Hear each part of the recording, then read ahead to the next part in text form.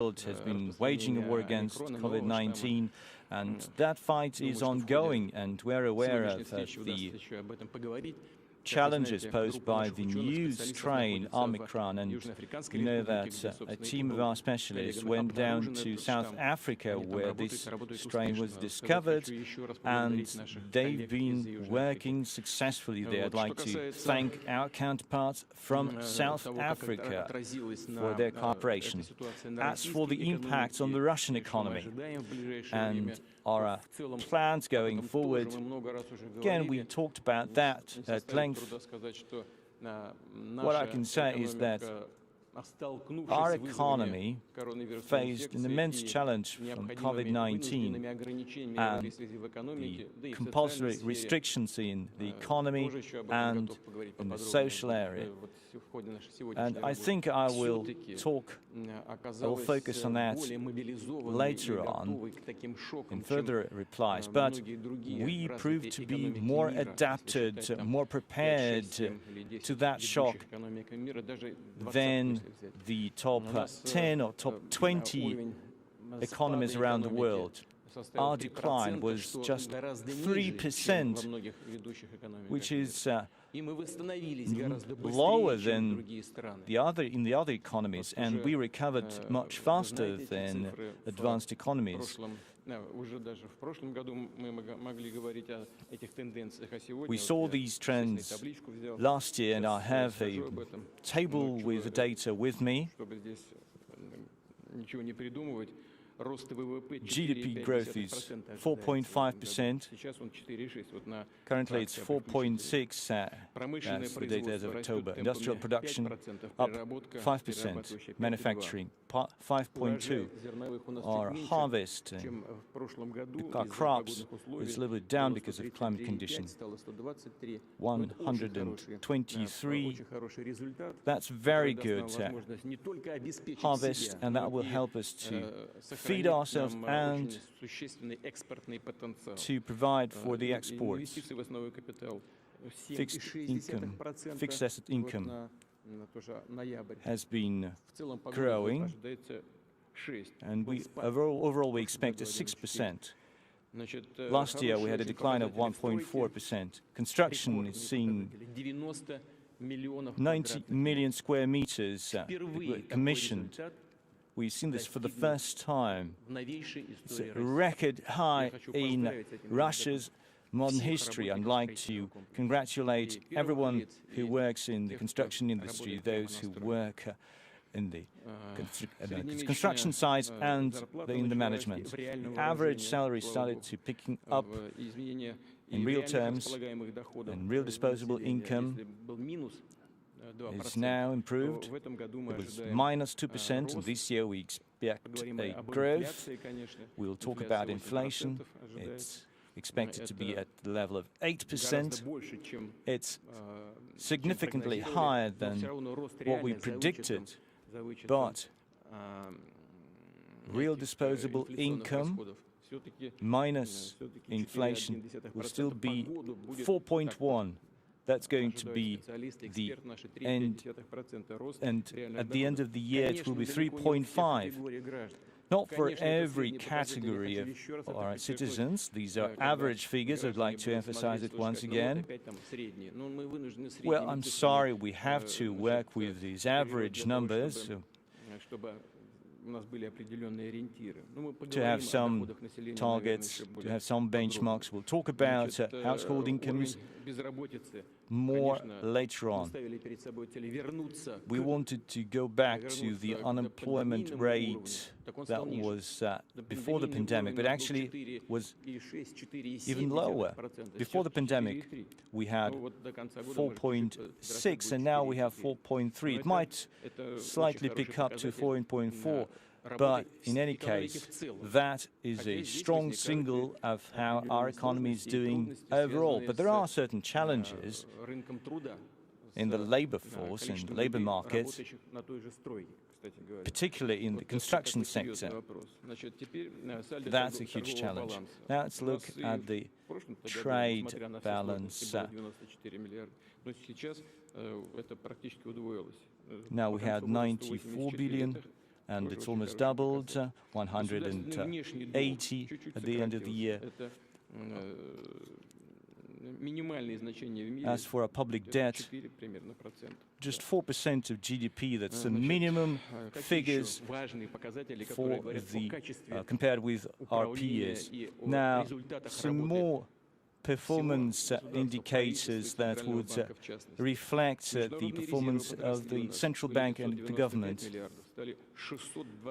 Our international and fixed reserves have increased from 595 billion to 625.5 billion, and the National Wealth Fund is 185.2 billion. That means that macroeconomic parameters are quite well, but we are really concerned about life expectancy. It went down a little bit. It was 71.5, and last year it was 71.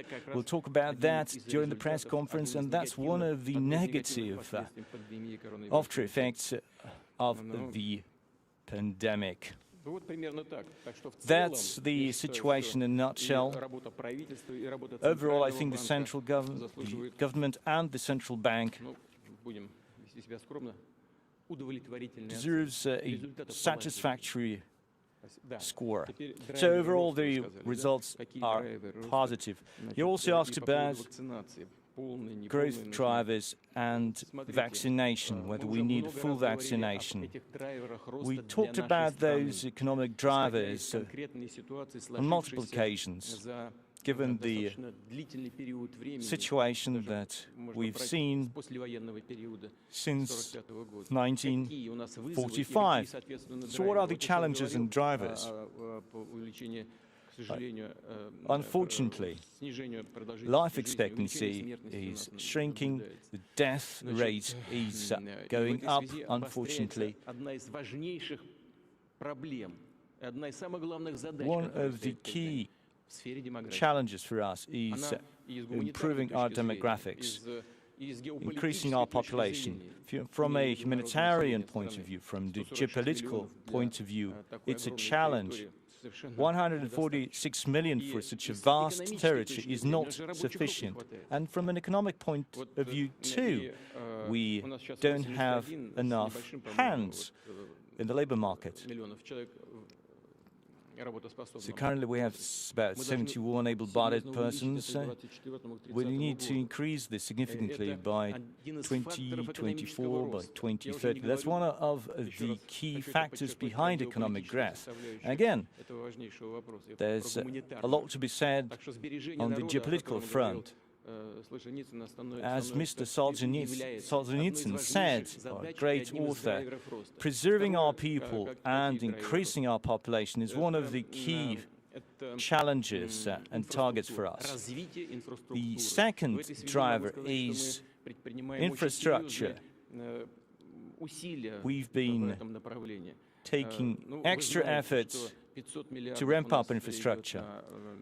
500 billion has been earmarked for new infrastructure or upgrade of infrastructure directly. We also have national projects. We had 260 billion, and this year it was 400 plus, and next year it will be 460. That's an extra one. 2.5 trillion will be spent from the National Wealth Fund to build new infrastructure to upgrade it. And the third key factor is boosting our labor productivity. It's all about education, digitalization, and better healthcare. There's a host of programs in place.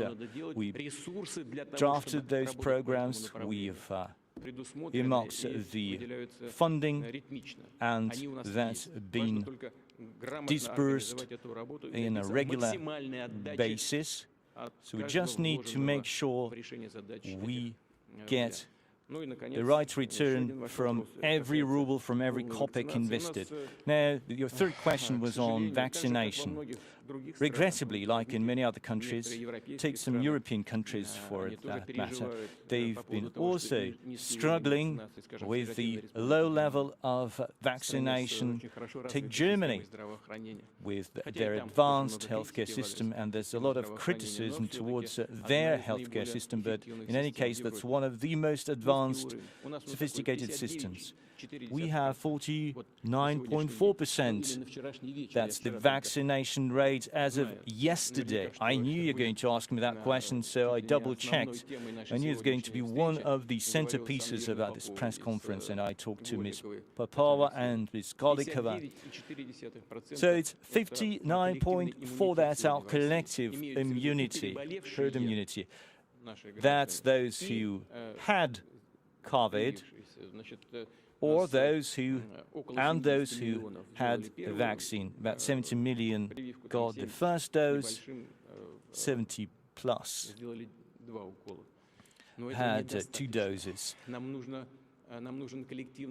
But that's not enough. We need a collective immunity of about 80%. I hope next year, maybe at the end of Q1 or Q2, we'll get to that level. In some countries, they say we need 90–95% level of herd immunity. That's what we have at the moment. Thank you. Thank you. Let's go on to the next big agency, TASS.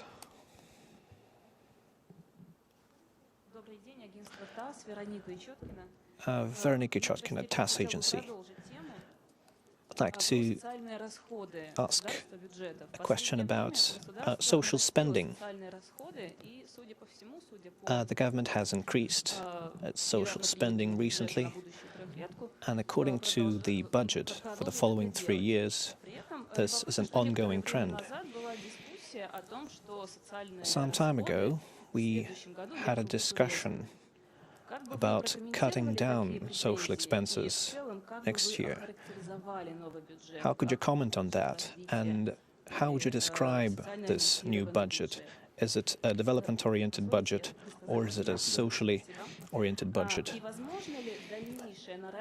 And is it possible that social spending will be increased further, given the pandemic situation? And is there a risk of losing control over inflation?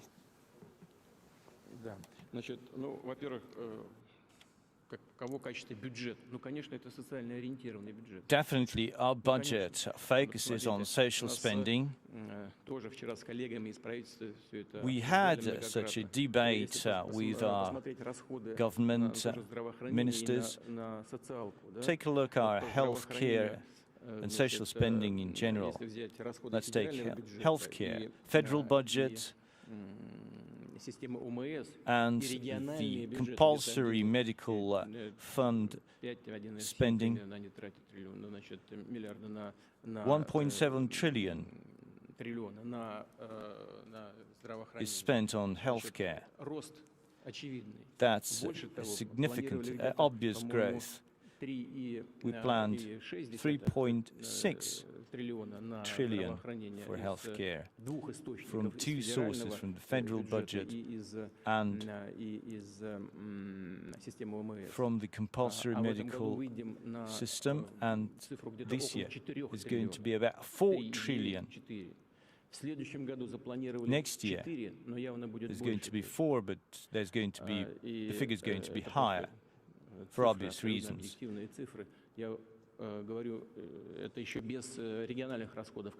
Again, there are regional expenditures based on what they have. That's, again, as I said, that's 1.6 to 1.7 trillion. On social spending, definitely there's been an increase.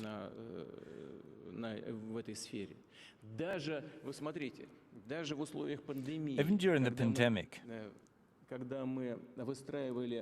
as we sought to support the most vulnerable, hardest hit industries, Actually, that was 4.5% of GDP last year, and this year, almost 1% GDP. So in total, it's 5.5% of GDP, something that was lost. And we didn't just issue money, those handouts. We wanted to make sure that these industries support jobs, support vulnerable groups and vulnerable households. These are young families with children.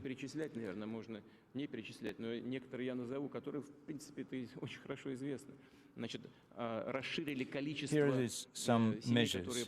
We've expanded the list of families that will receive support from the government, just in terms of coverage, in terms of those children between 0 and 3 years old. We started to pay out the maternity allowance starting from the first child. We started to pay allowances to pregnant women who find themselves in a difficult situation. We pay extra allowances to families with children between 3 and 7 years old. We made one-off payments, 5,000 rubles, 10,000 rubles to different categories. First and foremost, to those who find themselves in a difficult financial situation. So there's been a whole package of financial measures. 4.5 trillion rubles, that's the total worth of those stimulus. And so this year we've continued with some of those measures, and the ultimate goal was either to support people directly or to support them through the business community, because we've provided money to the business community only if they preserved the jobs and a certain pay level. We also increased the minimum wage.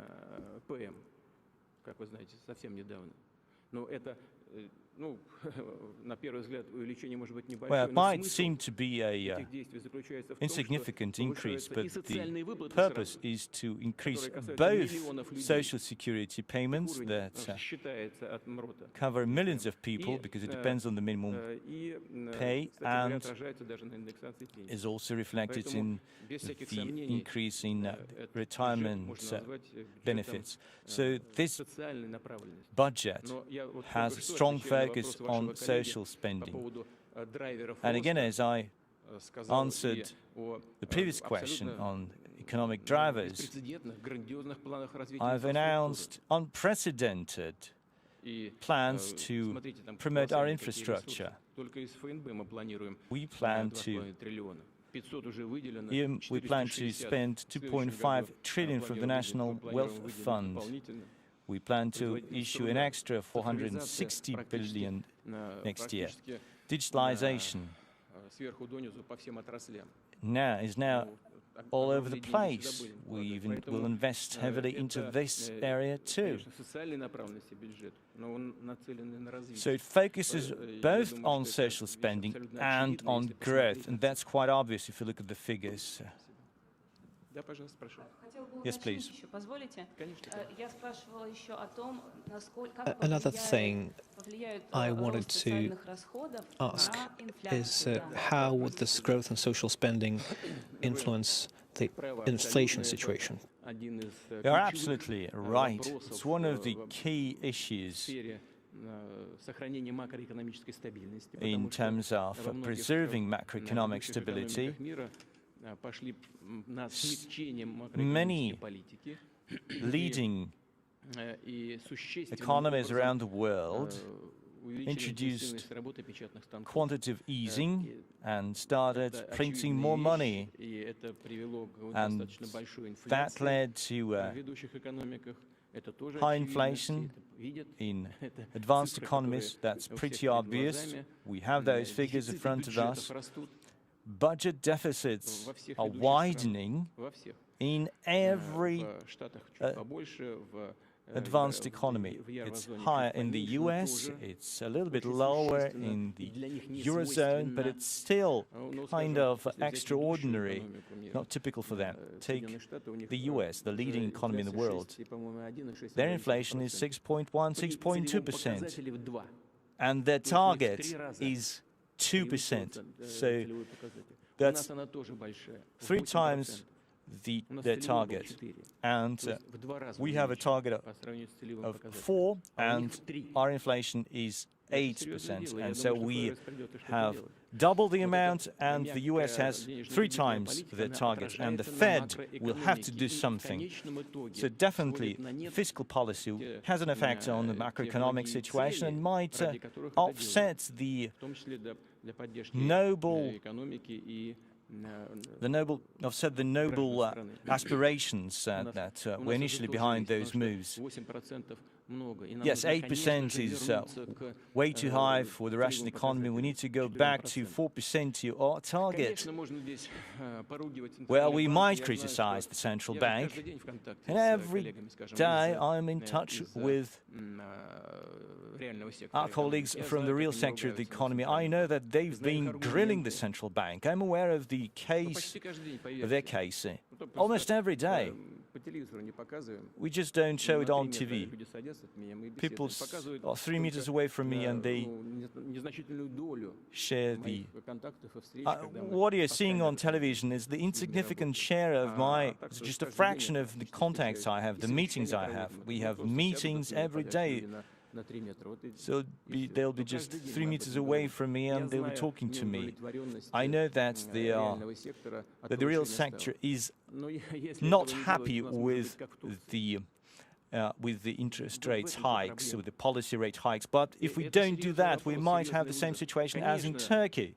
So that's a huge challenge. We definitely need to exercise caution, but the central bank is an independent body. You might seem it is strange, but I don't interfere with the policies of the central bank, but I have a positive assessment of their efforts. And in principle, I think we are somewhere in the middle ground, you know. It's like we found the golden mean, we struck that balance. There are definitely challenges like growth compression. We need to be able to grow higher than the world average. We need to be growing like 4.5, 4.6. But an interest rate hike stifles these opportunities. But so far we're not seeing this because lending is not going down.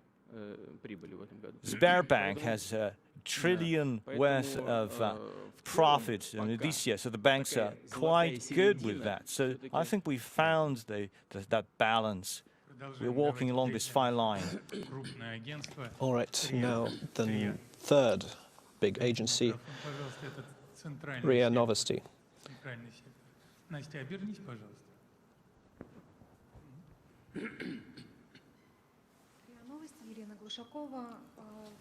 Elena Glashakova, RIA Novosti.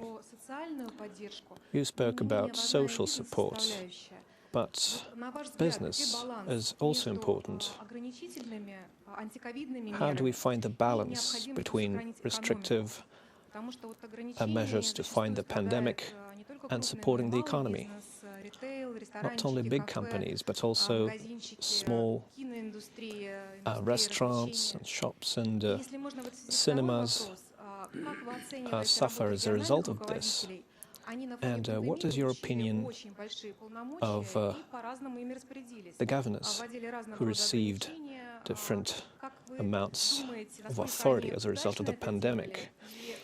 And what is your opinion of the measures, of the different measures they've taken?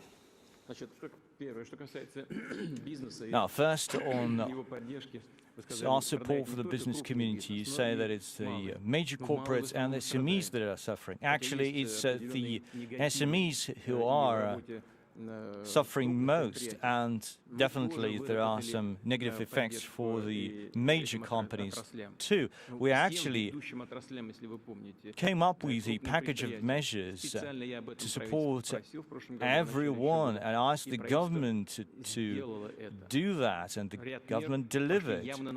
And some of the stimulus policies helped some of the big companies and corporations. They worked without any failures. They've even increased some of their output. As for the defense sector, it's even increased. Now, on SMEs, if you take catering, gyms, cinemas, theaters, museums, everyone in the service sector was hit a lot, but we've provided priority support to them. I don't think I need to go into detail right now. That's subsidized lending, direct support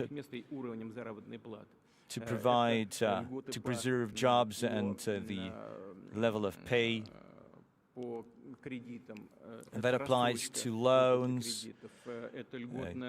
We put a freeze on the interest payments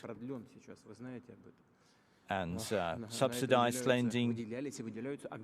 We actually spent a lot of money from the federal budget on these measures. The government has been doing it with a clear goal in mind. We could have done something in a more nuanced fashion. We could have acted more swiftly, but I'd like to give credit to the government because they've been working hard in direct contact with the business community. And I went to a meeting of the Union of Industrialists and Entrepreneurs recently, and I met with some of other associations, including those who work in the SMEs. And people more or less appreciate what the government has been doing.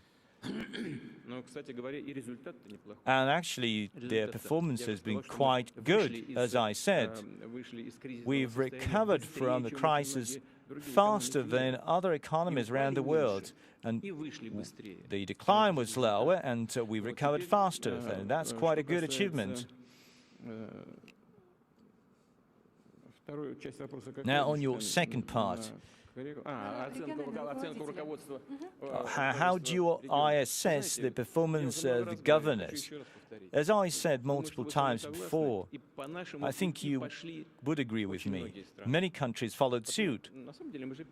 We were pioneers in this. We have a huge territory. The situation varies across the regions. This is why we need to have some guidance from the federal center. We set up a government commission. We realized we need to delegate more authorities to the regional level. How can we compare Chukotka and Moscow? These are like apples and oranges. And again, due to the vast expenses, we had a different epidemiological situation. So I'm sure we could have made something a little bit better, fine-tuned something, but I think our governors were really accountable. They've assumed so much responsibility, and the government has always supported those regions that pursued the right policies and needed support from the federal budget. We've increased our support to the regions several times, so this alignment of efforts between the federal government and the regions has yielded the necessary outcomes. Thank you. Next up, we'll have journalists from one of our regions. Давайте вот сидит в желтенькой кофточке девушка, город для жизни написано.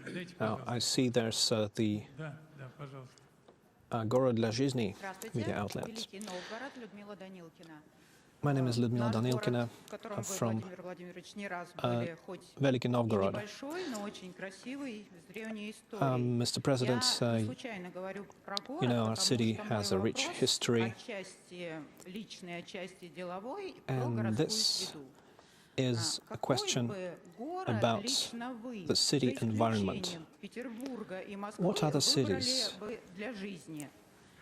other than St. Petersburg and Moscow, you choose for life?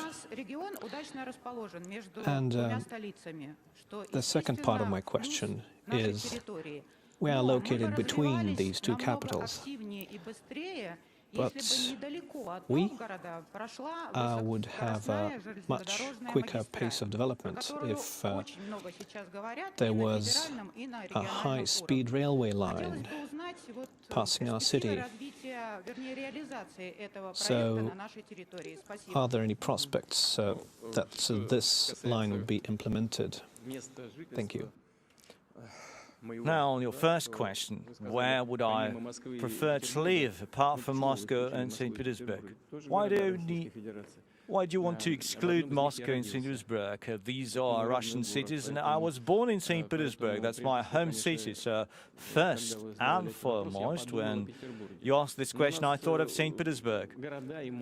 But we have small towns and big cities developing fast enough. We definitely need to focus more on small towns, and we've had extra focus on it. We've embarked on a program to promote infrastructure, to connect those territories, better connectivity in terms by rail, highways,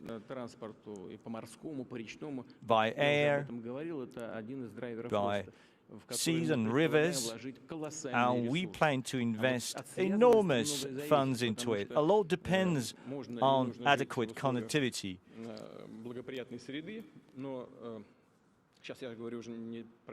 I'm not referring to myself right now, but again, you need to enjoy a high level of mobility. That's one of the key tasks, increasing mobility. Again, first of all, St. Petersburg is my hometown. Take a look at Krasnodar in the south. The coastal area is developing really fast. Take Crimea for it. Again, going back to the issue of infrastructure, we're also developing Russia's Far East, but it's not the only priority region. Moscow, Kazan,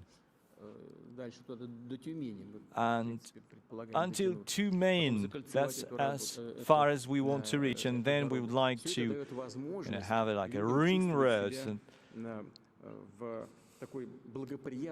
people would enjoy this improved connectivity where they can drive really fast or have a fast ride between their office and their place where they can enjoy their free time and talk to their friends, to museums, and to the cultural landmarks. So we want to have these shortcuts. I think we have so many places where people can feel really comfortable. As for the high-speed rail, that's still in the pipeline. Definitely, Novgorod needs to reap some benefits from it. It's a high-speed rail, but it has to stop somewhere, and Novgorod is could be one of the stops along the way. But then we won't have any air flights.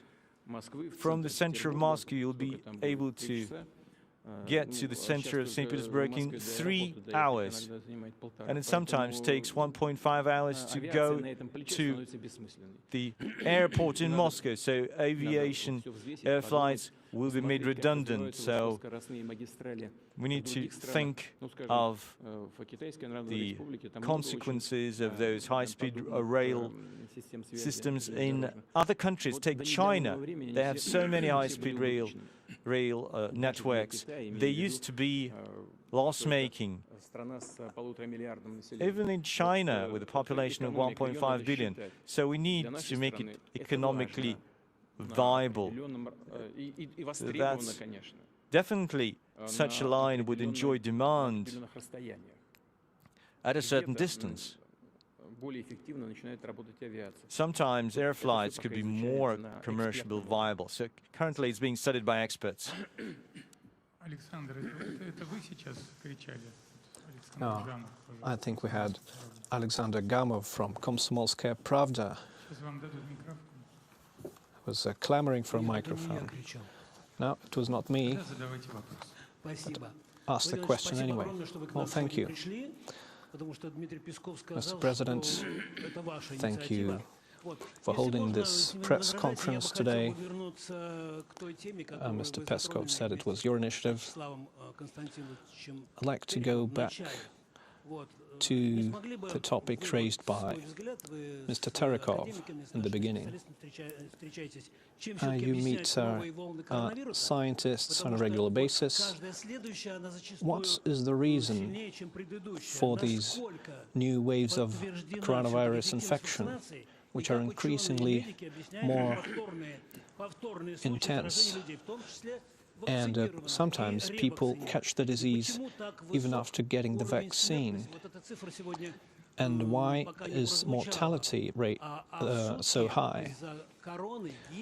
We have about 1,000 people dying from COVID-19 every day. I checked the global statistics. I saw that the global rate is about 6,700. So this is a very serious situation. What can be done about this? Even in the democratic country of Austria, there are fines for people who refuse to be vaccinated. Maybe we should impose criminal punishments for people who shun medical help. You said that Russia is in a very complicated situation internationally, and we cannot afford thousands of people dying every day. Maybe we need some kind of a political will. That is my question. Thank you. Well, I understand you. Was I saying that we are being encircled? Yeah, they are building bases in the east, in the south, and they've been putting some new systems, sea-based systems, and we'll talk. They're doing that in the west. I guess we'll talk about that when we switch to foreign policy, but you cannot really encircle us. It's going to surround us. It's a challenging, daunting task, although maybe you can do it with the high tech that you have at the moment. As for the new waves of COVID, as for the new variants, why, you asked? Because it can adapt. The virus can adapt. That's it. As simple as that. And new strains emerge in those places where there are issues in healthcare and the level of overall immunity is low. For example, in Africa, you have AIDS, and that's a kind of contributing factor why you have these new strains. This is why we need mutual recognition of vaccines, why we need to spread vaccines around the world as fast as possible in the maximum amount. Otherwise, we won't be able to address this issue. Our humanity will have to live with it and sustain huge losses. We even have such a concept as excessive mortality. You know, it's really, really abominable. As for our COVID deaths, well, we're not trying to hide anything. I've been instructing the government to be as transparent as possible. And there's a different reason. People need to know why vaccination is so important. Why do we have such a high death rate? Because the level of vaccination, the level of high collective immunity is low. Our neighbors say we need 90-95%, while we have 59.4%. That's so low, and this is why we have this negative outcome. Do we need to use any... Do we need to persecute someone? No. It's not about the political will. It's always when you're trying to apply a force, you have a counter force. When you start pushing, people start pulling. So there's always this push and pull effect. People always find some loopholes.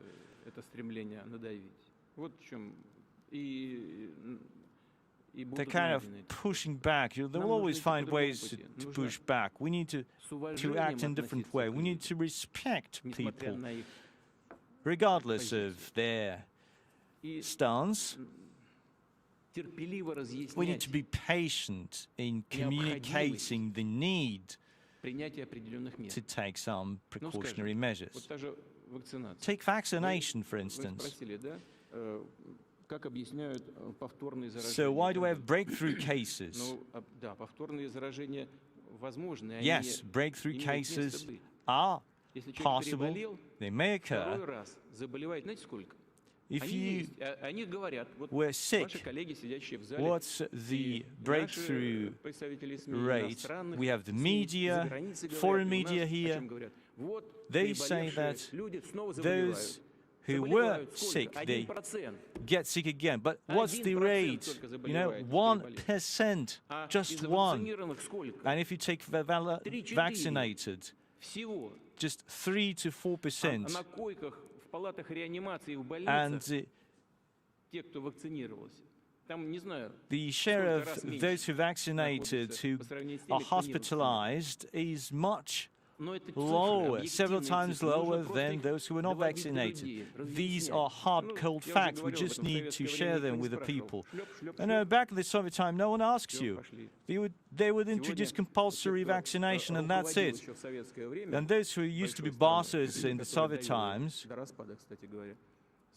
and those who precipitated the collapse of the Soviet Union, are in the front row, in the vanguard of the anti-vaxxers. Why? Because they want to score some political points and increase their ratings, their approval ratings with the people. But that's a dishonest position. People need to be responsible. You need to treat your voters in an appropriate manner, and you need to take a principled stance. Not just to sit on the fence, not to score some cheap points at the expense of our health. We need to be consistent. We need to respect people. We need to hammer it home. Now, if we do that, we will achieve the necessary outcome. As for other ways, they are counterproductive. Now, do we need to toughen any penalties? Take Germany. They are doing it, but the level of vaccination is low. So what's the point? I think we need to fight violations and not fight against law-abiding people. Let's fight violations. Take those QR codes, those vaccine certificates. More than 200 criminal cases have been opened. So these are abuse of power and forgery. And using counterfeit documents. That's where we have to fight. And on the global level, we need to communicate to the people, to convince them, persuade them.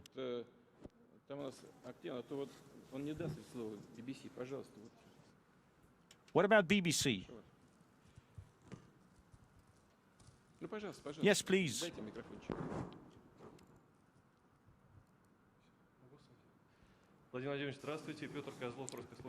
Mr. President, this is BBC Russia. Over the last year, Alexei Navalny's organizations have been declared extremist organizations, and he himself is in prison after accusing certain people from the Russian security services of poisoning him. What has happened? What changed in Russia that the number of those declared extremists and the foreign agents has increased so drastically? You often speak about history, and I'm sure you know history well. And the last time where power was concentrated with no real opposition, and when Russia was in stark opposition with the West, it led to a counter-reaction. It led to wars and revolutions for the country. Do you think that it's possible that you're now laying the foundation for such a situation? Now, talking about history, I'd like to remind you what our opponents said for centuries. You cannot defeat Russia. You can only instigate a collapse from within. That's what they did successfully during World War I, following World War I, and in the 1990s when the Soviet Union collapsed. They did it from within. It was implosion. Who did that? Those who were paid by someone else, who worked for someone else's interests, those who are not related to the interests of the Soviet Union, Russia, or the Russian Empire. You talked about the person who said or alleged he was poisoned. We sent multiple requests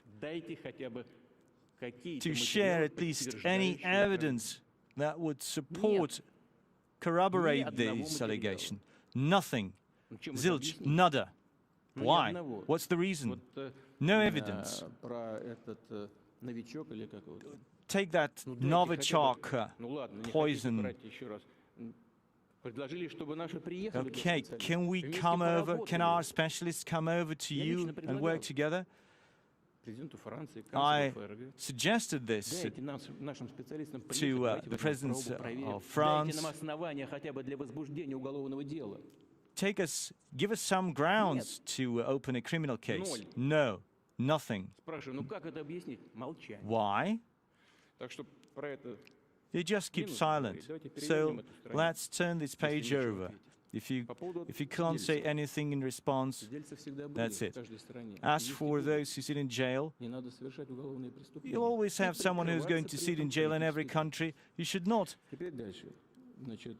make criminal crimes and then under the disguise of political opposition. As for the foreign agents and an increase in the number of foreign agents, I agree that there's nothing good about it. I'd like to remind you once again, that law was invented not by Russia.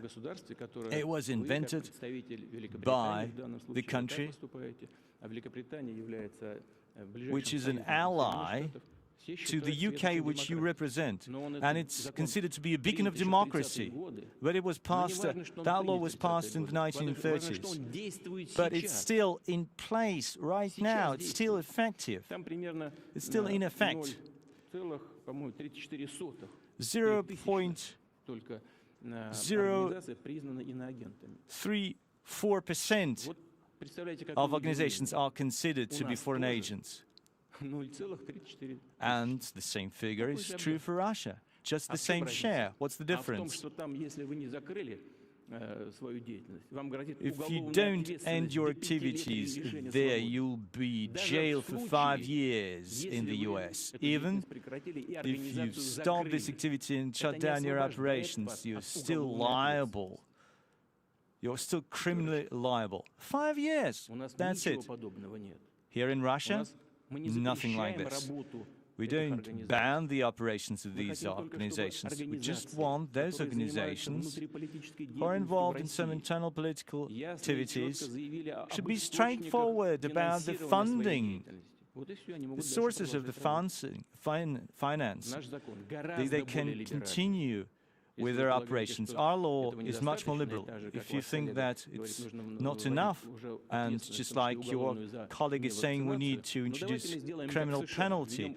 Okay, let's do it. Let's introduce criminal penalties for these activities if they don't stop their activities. But we don't just ban their activities, just state the source of funding. I agree that there might be some interpretations on the definition of domestic political activity. 74 organizations have been recognized as foreign agents out of 200,000 that are registered. 200,000 NGOs. It's 0.034%. So it's the same as in the US, but without that tough regulations. As for the separation of powers, we do have the executive power, we have the legislative and the judicial powers.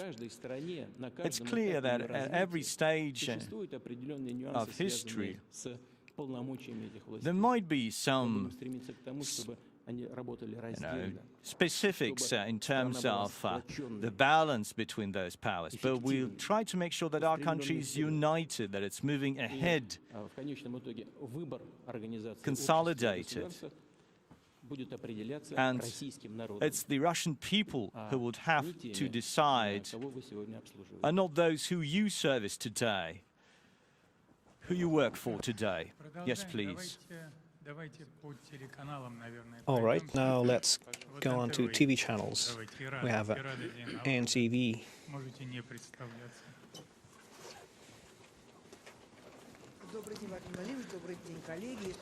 Good afternoon, Mr. Putin, colleagues.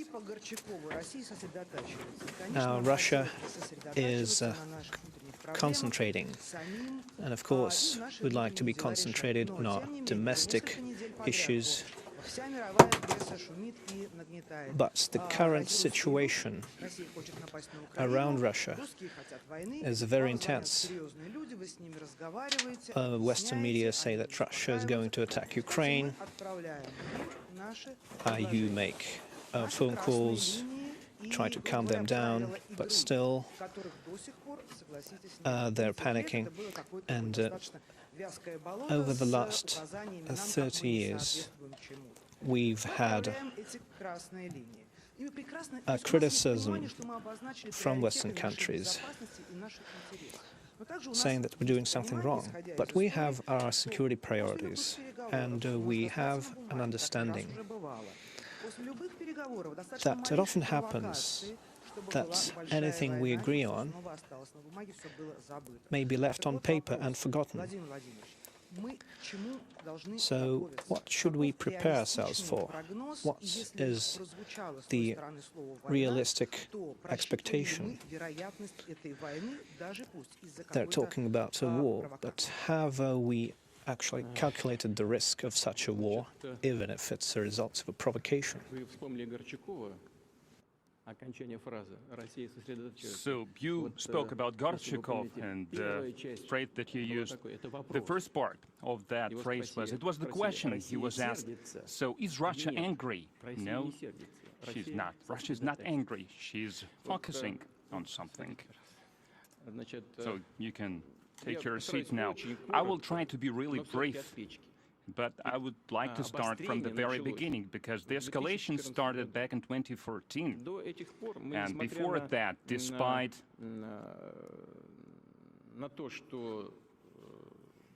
the fact that the Soviet Union collapsed, and historical Russian lands with historical Russian populations were not part of Russia anymore in Ukraine, first of all, so we accepted this and we facilitated, we helped with new states to grow, and we worked with all the governments, no matter what foreign policy they had.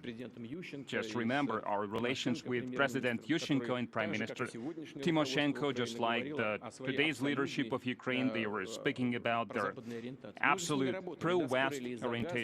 We talked with them, yes, we had certain arguments about gas, we had certain conflicts, but we managed to engage in a dialogue and we worked with them and we were ready to go on working. And we didn't even think about doing anything regarding Crimea. But what happened in 2014? State coup d'etat, because people were killed and burned alive. I'm not talking about who's at fault there. One thing is obvious. People had a reason to be angry and to be indignant about what was happening in the country. And President Yanukovych, who was then president of Ukraine, he agreed to everything. 3 foreign ministers of Poland, Germany, and France, they guaranteed that the situation will be resolved peacefully. I talked to the President of the United States. He initiated this conversation. He asked me to support the process. Everyone was on the same page. And then the next day it was coup d'etat. Why? No answer, no reply. But what for? President Yanukovych agreed to all their terms. He was ready to resign the next day. Elections, the opposition would have won those elections. Everyone was well aware of that. But why did they do that? And then there was the Crimea situation. How could we refuse Sevastopol and Crimea, how we could deny people our protection, because we were put into a situation where we couldn't do anything else. There was no other way, or we should just kept watching helplessly at what was happening in Donbas, that even when the Soviet Union was established in 1922, 1924, they thought they were part of Russia, but Lenin and company, they forced them to be a part of the other country. First they were part of Russia, and then they changed their mind. And they established a state that never existed before. So let's not talk about this now, but that's how it happened. Historical lands with people who didn't get a voice in that. So, okay, that happened. We agree with that. But we have to do something in 2014. That's how the crisis came about. That is escalating today. Okay, there were 2 attempts by the Ukrainian authorities using force to try to resolve the situation in Donbas, even though we tried to talk them out of it. Personally, myself, I talked with Poroshenko, don't use military force. Okay, but here's the result. Human losses, casualties, and so on. And Minsk agreements, they may be good or not, but I think that's the only possible way. What is the problem? They do not want to implement those.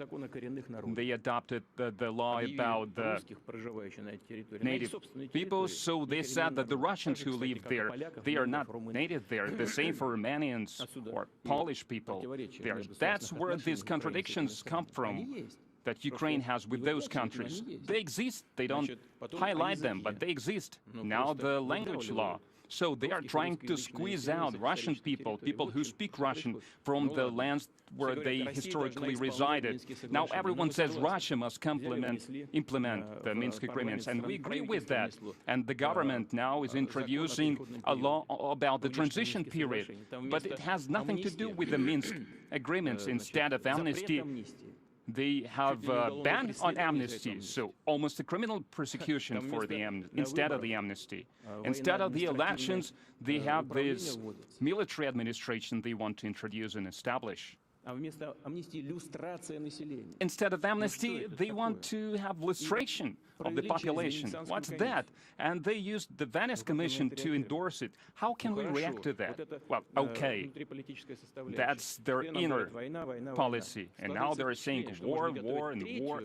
It seems like they are preparing third military operation, and they warn us, do not try to interfere, do not try to protect these people. If you interfere, if you try to protect them, there will be new sanctions against you. So maybe we need to get ready for that.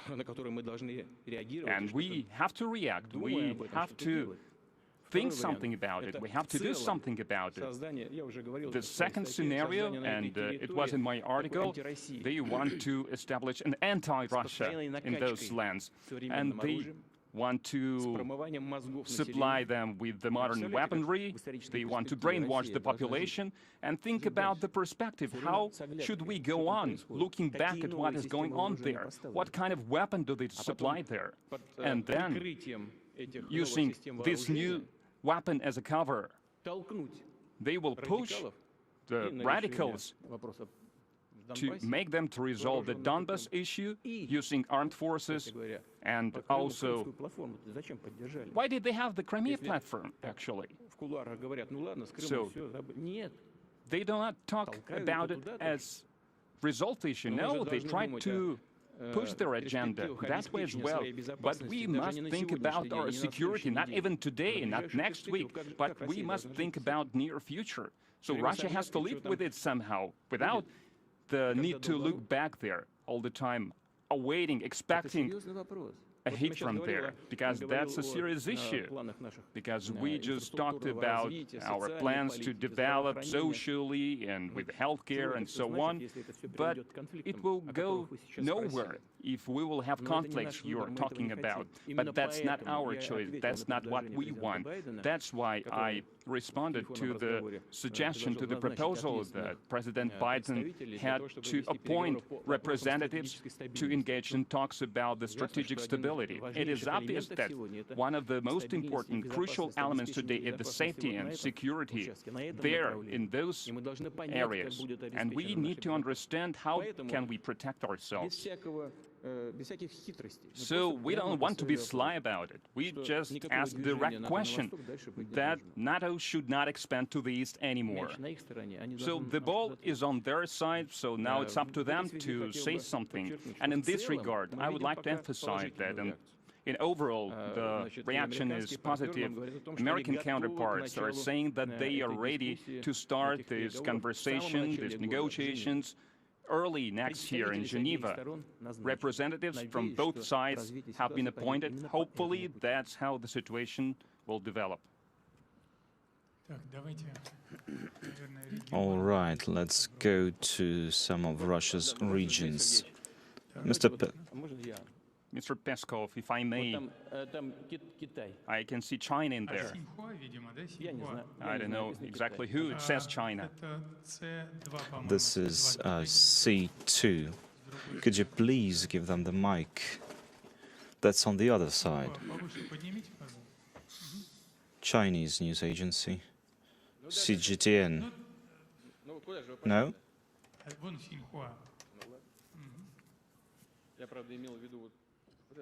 I meant those ones, but okay, that's fine. So you don't get to take the floor. Sorry. Red tape, a lot of red tape. Mr. President, Xinhua Chinese news agency.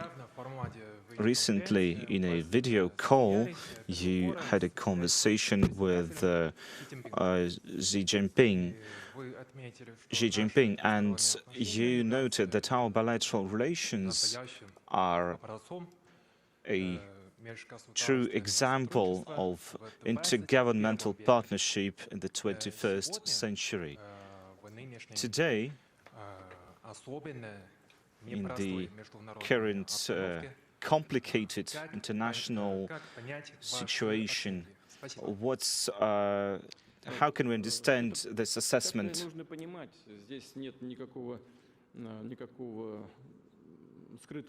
So there is no hidden agenda in that. So that's true. Relations between the Chinese People's Republic and the Russian Federation are just exactly the way I described them. And if you noticed, with the President Xi Jinping, we always talk as friends, so we address each other, friend. So that's true. So because we have very trusting relations, and it helps us to build good business relations as well. So look, if we talk about economics, first of all, Asia is developing very quick and very efficiently, and China is an obvious leader in the worldwide economy and Asian economy. And that's only natural that we develop our relations with China in this regard.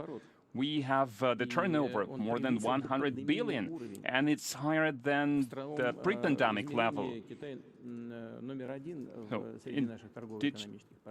China is our #1 partner, and we work in a lot of fields together in energy sector. Both China and Russia took the responsibility to reach the carbon neutrality by 2060, but before that, we will supply all kind of resources to China, and we do not plan to end our lives in 2060, and our states won't stop to exist after that. And we can achieve this neutrality by a lot of means. So we can use the fuel that we use now, but we need to use it in a certain way. We work together with the nuclear energy and high-tech in the space exploration and all kind of tracks, and high-tech tracks as well. And we worked in humanitarian areas as well. So we organize cross years of the youth development, of science and research, the culture years, so on and so forth. And that brings us closer together, even at the basic level and humanitarian area. We cooperate in security. Chinese armed forces get the brand new, most modern equipment, and we develop high-tech, advanced types of weapons. We cooperate in space exploration and in aviation, both in airplanes and helicopters. And our armed forces cooperate as well, so we hold military exercises together. We participate in international war games. We patrol both naval areas and aerial borders together. So that's truly a strategic partnership. There has been nothing like that in history, at least between Russia and China. And it takes work, daily work, hard work, and it benefits both Chinese and Russian people. And it serves as a stabilizing factor for the international arena as well. I can see children there, a poster that says children, not to go too far away into international policy.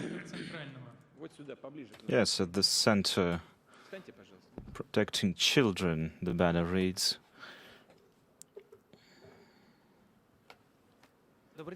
Good afternoon, Mr. President. Good afternoon. My name is Shamil Guliyev. I represent the Tobolsk News newspaper. A relevant issue is the destructive content, destructive information that children can find online. This results in bullying in schools and calls for unsanctioned activities, destructive activities, which you discussed. Recently, we talked about the possibility of registration using passports, registering online using passports, Russian passports. What other measures could be taken to protect young people, children, adolescents from the dangerous information they can find online? That's one of the problems that not only Russia faces, because practically all the countries in the world, they talk about this issue. The media talk about it. And authorities talk about it. The U.S. Congress talk about it. So they invite representatives of these global networks, global platforms. Because what is it for them, to them? First of all, that's a business, an enterprise. They want to make money no matter what. So they want to get away from under the national control. So they don't want to give any thought to what is happening to children. The priority number one for them is profit. And that's why we have all these negative consequences. The tragedies that we have in schools, calls for suicide. We have more than 100 instances prevented last year that we succeeded in avoiding. So we prevented these serious crimes from happening in our schools, more than 100. The tragedies that we face. So we have an unending flow of those, but I think 127 of those we managed to prevent. That's a huge problem for the entire world and for us as well. That's why we need to bring these platforms back on earth. So we want them to open their offices there. They want them to work under our legislation. And if we talk about anonymizing people online, we also have these discussions in our society and all over the world, because the internet has been part of our life and it's becoming bigger and bigger part of our life. So everything that's happening online must follow the same rules, the same values that we have, the same moral code. But the only one thing that we have, we must find a compromise, a common ground, like in a lot of things. So we must not suppress the freedom of self-expression, but at the same time we must protect the society from these negative consequences and implications that you have been talking about. Hopefully we will find this common ground, and at the same time we will continue insisting, when we work with the worldwide international platforms, we will insist to make them to work under our legislation. In a lot of countries, so they make the internet traffic slower, they use other tools, sometimes they even ban these platforms. We don't want to use these measures, but if we will be forced to do this, we will have to increase the demands and requirements to those platforms who neglect the interests of Russian population. In fact, we had bloggers among those with questions here. Could you please give the floor to this young woman here? Please introduce yourself.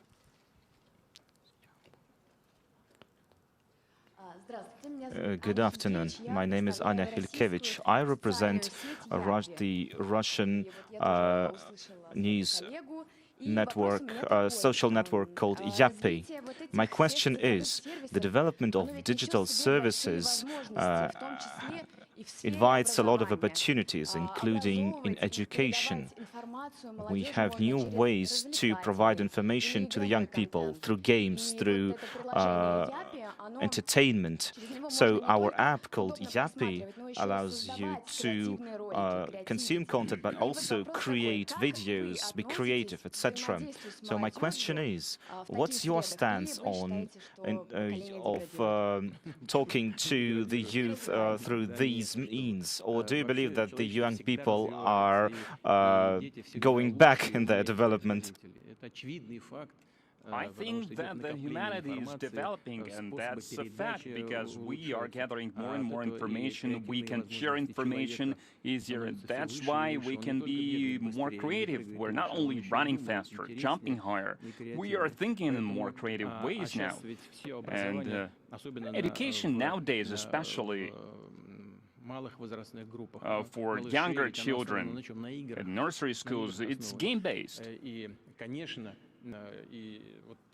And those opportunities you mentioned, obviously we must use them. That's why we want to introduce the broadband internet connection all over the country and that's our plan. So we allocate funds to achieve this. And in schools, we are about to complete this work. So we want to reach rural areas. I think 24 billion we allocated for this. The Russian Post Service must also join these efforts. And we have this discussion, should we support the commercial entity as Russian Post, but we need to use them, especially in rural areas, because that's not the question. The question is that we need to come up with the content that would be beneficial for younger people. We don't want them to be infected with this internet, to be sick with this internet. We don't want internet to replace the real world. We don't want them to stay online all day long, all night long. We want them to develop. We want their lives to be better. We want them to do sports. We want them to exercise. We want them to go to museums and theaters. We want to provide them these opportunities. But they should serve as an addition to the real life. They should not make them go away from the real life and the real world into the virtual one. Then that would serve as the tool to decrease their level, to bring them back. But that's why we have the society, we have the government, we have NGOs that have to come up with these rules of behavior, rules of engagement somehow. Now let's go to some of the foreign media. I see Sky News over there in the right corner. Thank you for taking my question. I'm afraid it's in English.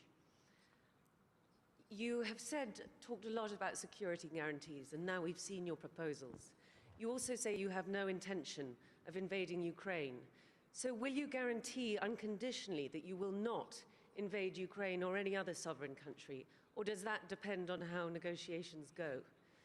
And another question, what is it, do you think, that the West does not understand about Russia or about your intentions? Thank you.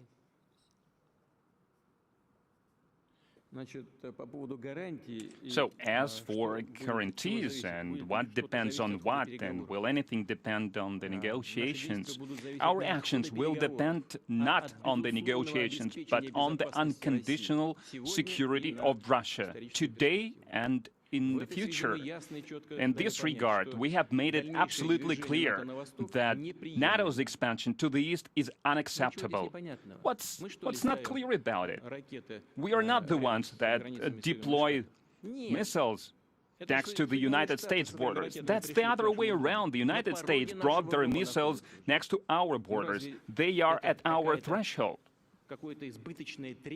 Are we excessive in our demands not to put any more offensive weapons next to our home? What's so unusual about this request?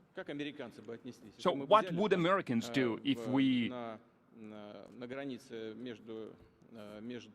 went to the border between Canada and the United States, or to the border with Mexico and deploy our missiles there? Mexico and the US, they had territorial disputes before. Think about California or Texas. Have you forgotten about that? But okay, now it calmed down. No one remembers about it, because the way they speak about Crimea now, that's great. But we try not to remember how NATO was created and was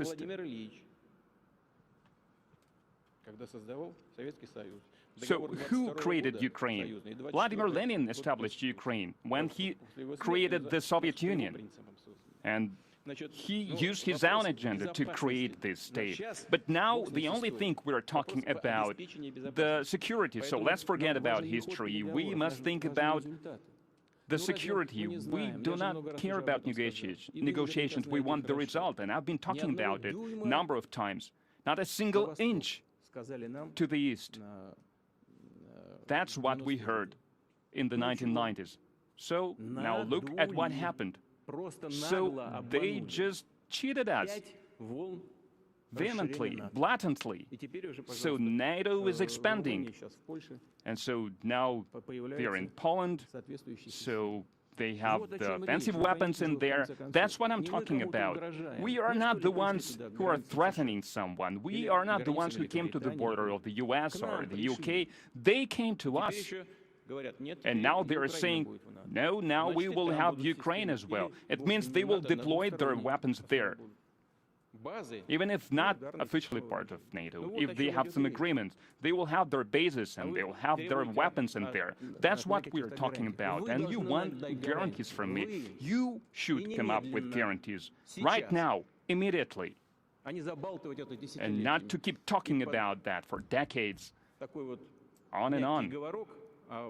And using these words that we need international security, you keep doing what you plan to do. That's what we're talking about. We are not the threat to anyone. What was your second question, if you could repeat it, please? What is it that you think that the West does not understand about Russia or about your intentions? Но знаете что? Что понимает, что не понимает. No, sometimes it seems that we live in different worlds. I have just said obvious things to you. How can you not understand it? If they say that they don't expand, but they are expanding. They said they will provide equal guarantees to everyone in a series of international agreements, but that doesn't happen. Now look. Back in 1918, one of the aides to Woodrow Wilson, the US president, said that the entire world will feel calmer if, instead of this huge Russia of today, we're going to have a separate state in Siberia and 4 more states in the European part. The country. That's what was said back in 1918, and we separated ourselves into 12 parts, I think. And the impression I get now that that's not enough for our counterparts. Russia is too big now, because European nations are becoming smaller. So they are not those great empires of the past anymore.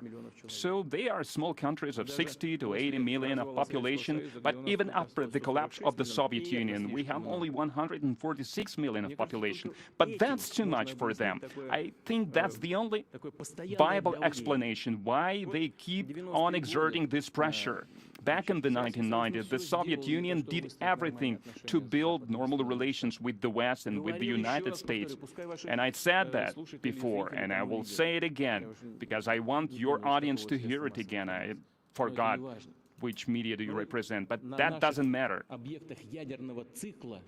In our nuclear sites, weapon nuclear sites, we had representatives from the US services. So that was their job, to go there to our military nuclear sites. They lived there. They went there every day. In Russian governments, we had assistants, we had aides who were personnel from CIA. What else did you need? Why did you need to support terrorists from the North Caucasus? Why did you need to use terrorist organizations, obvious terrorist organizations, to try to dismantle the Russian Federation? But that's what you did. And I used to be a FSB director, and I know it for a fact. We worked with double agents, and they reported to us. They talked to us about the tasks they were given by the Western secret services. Why did you need to do that?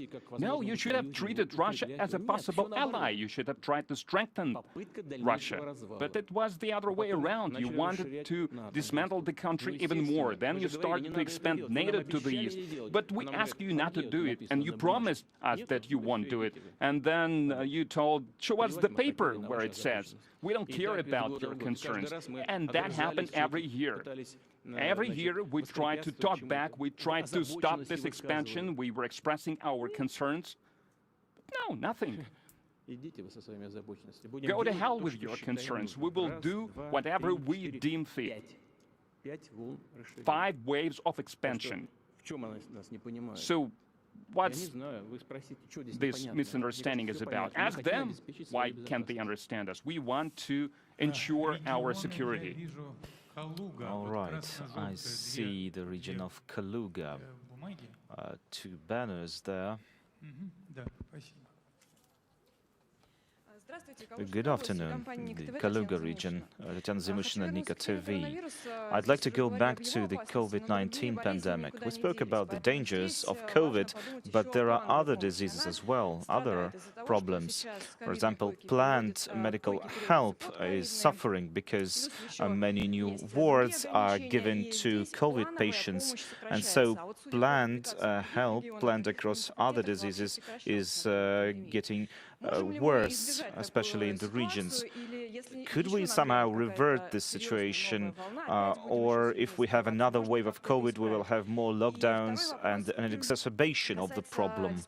My second question is about the post-COVID measures which were announced in this summer. Have you been tracking what's happening? Is it working? And is there any effect from that? As for the planned healthcare in the first period of fighting against the COVID pandemic, it suffered, obviously, because we needed to make more beds available for COVID patients. Secondly, we needed to have enough specialists and doctors, so we had to retrain them even. And those therapists, the general care therapists to help with the fight against the pandemic, against COVID. And we had to reroute patients as well in this regard. So certain medical institutions were made completely COVID wards, and we need to reroute other patients to other hospitals.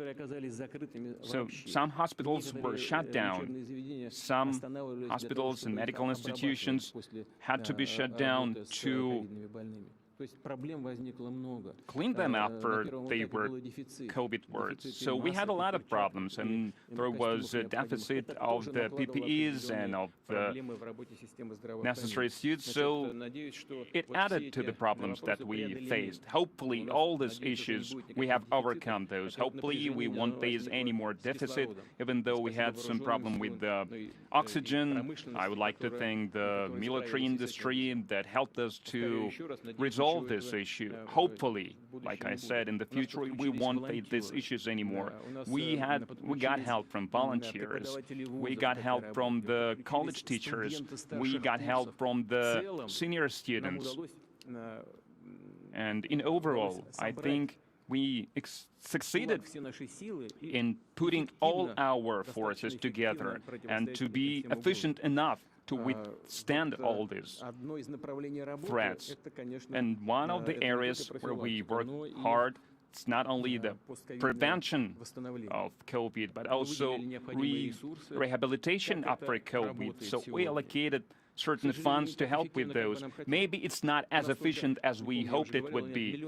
We have only 1 million people who got rehabilitation after the COVID. And this system, rehab system, must be working without the COVID situation and challenges, even in normal times. But this post-COVID rehabilitation, it is efficient enough, and it helps people to feel better, to become healthier. So maybe, yes, they have some thoughts about it, so they have some superstitions against it, so they are afraid to get infected in institutions like that. But our specialists, our doctors, they do all they can to ensure the safety of the people who come for the rehabilitation and to help these people, because after they recovered from COVID, people, they really need the rehabilitation, because we know that the COVID affects all body organs, all body parts,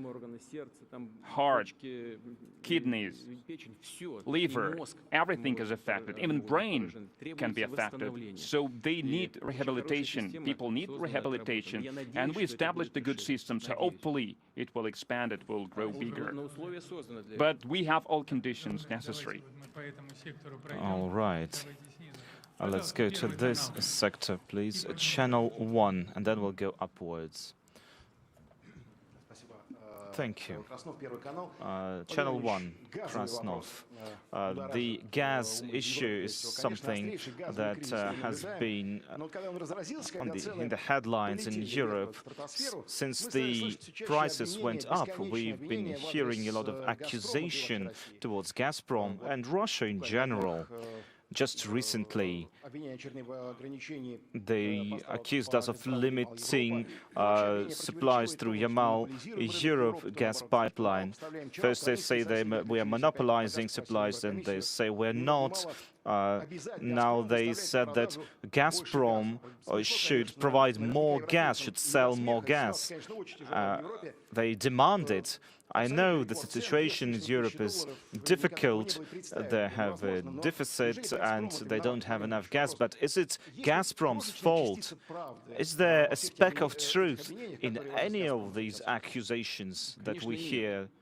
Of course, there is no truth to those accusations. It's just an attempt to turn things around.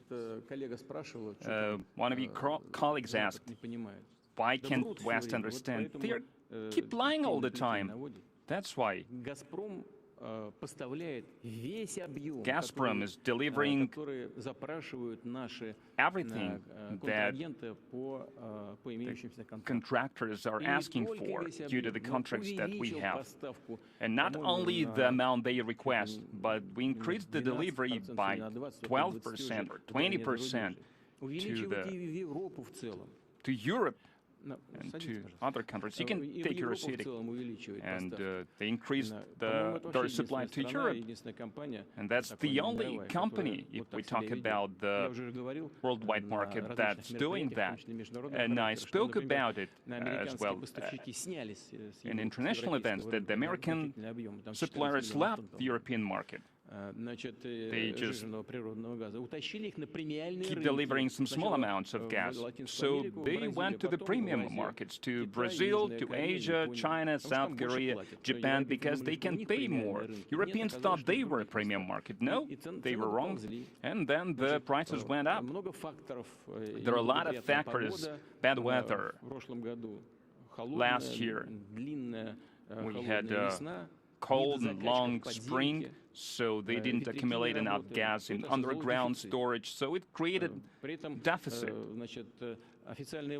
And official authorities, they are shaking their gas companies and do not invest enough money to expand their gas extraction. That's why we have deficits. So they didn't put enough gas into their storage, and now they have to use this storage a lot. So of course it creates a problem. And some Western operators, they store gas in underground storage in Ukraine. So now they extract it, and now they use it in their countries. And obviously the gas from this storage is much cheaper than the one they buy at the market. But we have said it before, do not ruin these long-term contracts, do not destroy those long-term contracts. No, they said, we must use the market to regulate things. So, okay, that's what you have. $2,000 for 1,000 cubic meters. So, okay, you want it, you have it. Yesterday, they were saying, oh no, Russia is expanding, Gazprom is expanding, they are cornering the market. We're not cornering the market. Yes, we are supplying a lot, but we are not the only supplier at this market. We are the only ones that increases the supply. They say pump gas there, but we need to satisfy the needs of our contractors that we have long-term relations with. So look at what is happening now. The biggest customer that we have is Germany in Europe. I may be mistaken, but I think 50 or 51 billion of cubic meters. So we have delivered 5.6 billion cubic meters more, which is 10% from the agreed amount. That's a lot. We supplied additionally to Italy, 4.4 billion cubic meters. You talked about Yamal Europe pipeline. So I hear this accusation that Gazprom 2 or 3 days in a row has not booked the traffic to supply gas to Europe using this pipeline. Да что противные, вот как бы это сказать? Ну ладно. So this nasty, I don't know how to put it, because that's just too much. They haven't booked this traffic because those contractors, the other companies, and I'm talking first of all about German companies and French companies that are buying gas delivered by this pipeline, they have not requested this gas. So what do we transit? What do we send there if we do not have any requests, if we do not have any requests to claims or bids to buy this gas? So, and they reversed it. So from Germany it went to Poland. So now they pump it from Germany to Poland for a number of days already. I think it's an interesting thing to think about for everyone. Why is it happening? Because we are supplying gas to Germany under long-term contracts, and the price under these contracts is 3 or 4 times, 6 times, 7 times cheaper than at the spot.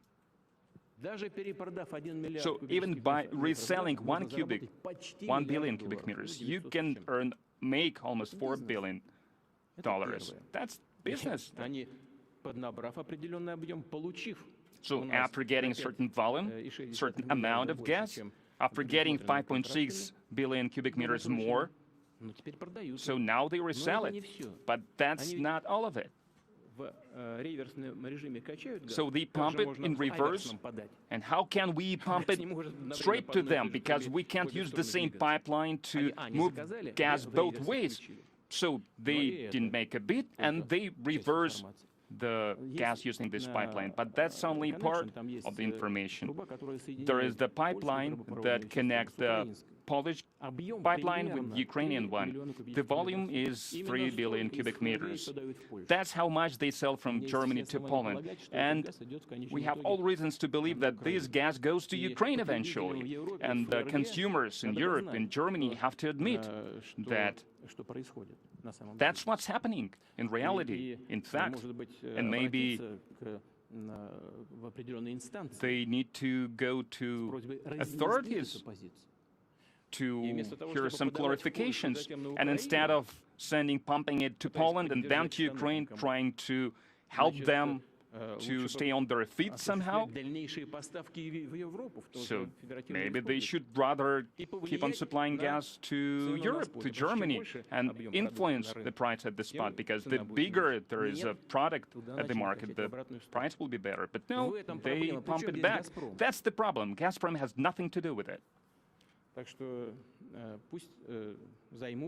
So let them take care of their issues, and they should react in time, and they should not think that they are so smart. The problems that they are creating for themselves must be resolved by themselves. We are ready to assist them in that. And I think I was pretty convincing in demonstrating that just right now. Okay, good. Let's go back to Mir. Yeah, he's here, the first row. Good afternoon, Mr. President. Good afternoon, colleagues. My name is Guzel Kamaeva. I represent the Mir radio company. At the end of the year, you will have your 6th talks this year with the President of Belarus. When will the citizens of Russia and Belarus feel the results of the roadmap being carried out? Maybe no more roaming, maybe a united trade or any other measures? We have a lot of things we will do together to bring our economies closer, to make them more efficient. It's not only about roaming, but of course, that's one of the things on the agenda. I agree with you, that's what we will be able to feel, but we have already done a lot, especially in social tracks, freedom of movement and the labor market and other things, because what we are talking now is to put the customs and tax legislation in sync. That's an important thing, to have a common understanding of how we will operate together to achieve the best result in the future. These are the most essential things, crucial things. Tax legislation and custom legislation. It took a lot of time to get a common understanding of these things, and it's pretty hard to negotiate with them, but in general we have reached a common ground, a common understanding of what steps have to be taken and how fast they have to be taken. I'm talking about allowing to the procurement market and the service market that the state has to allow the Belarusian entities there, and goes for transport as well, and for a lot of other matters as well. So I'm positive that our citizens will feel it in their lives as well, because that's not something coming from the skies, so it would happen like that. But there are some obvious things that help us to stay competitive. So we're building the union, and the level of the integration is still much lower than the integration level in the European Union. That's beyond comparison. I'm not even talking about the currency, because maybe we will talk about it in the future if our economy authorities will find some solution for that. First, we must put our laws in sync, our legislation in sync, in economy, and anti-monopoly legislation, custom legislation, fiscal legislation. So we have come to terms about that, and we have started working. Now let's go up. It says garbage, no to garbage. So it's a banal thing, trivial thing, but that's a concern for a lot of people. So let's talk about it. Let's talk about the matters that cause concern from our people. Good afternoon, Mr. President. My name is Kristina Burmakina, online 47, the Leningrad region. My question is, in the Leningrad region, there is a reform to change the system of waste disposal. The dumps are being closed, processes are changed, but there are concerns. The people who are saying that we should close down the dumps, they also oppose the creation of new waste processing facilities. And wherever you point on the map of the Leningrad region, they say, please don't build it here, please build it anywhere else, build it on the moon.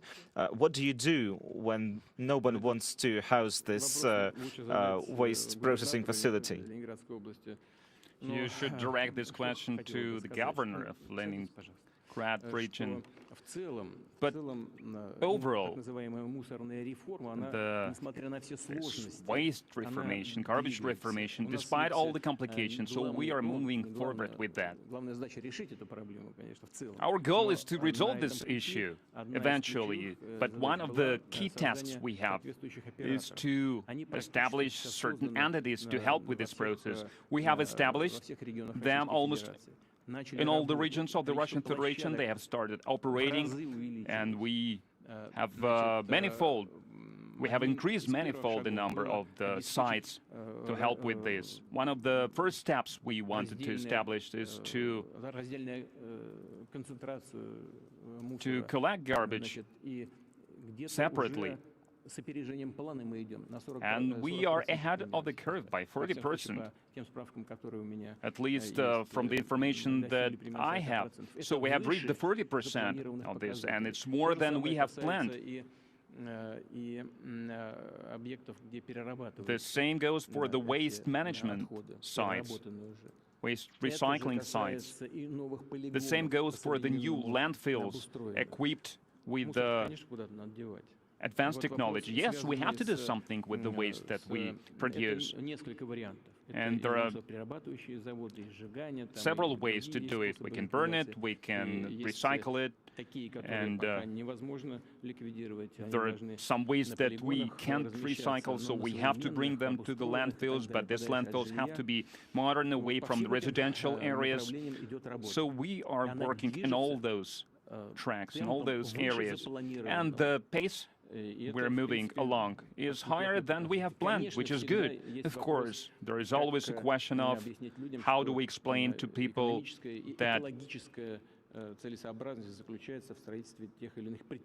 economically wise and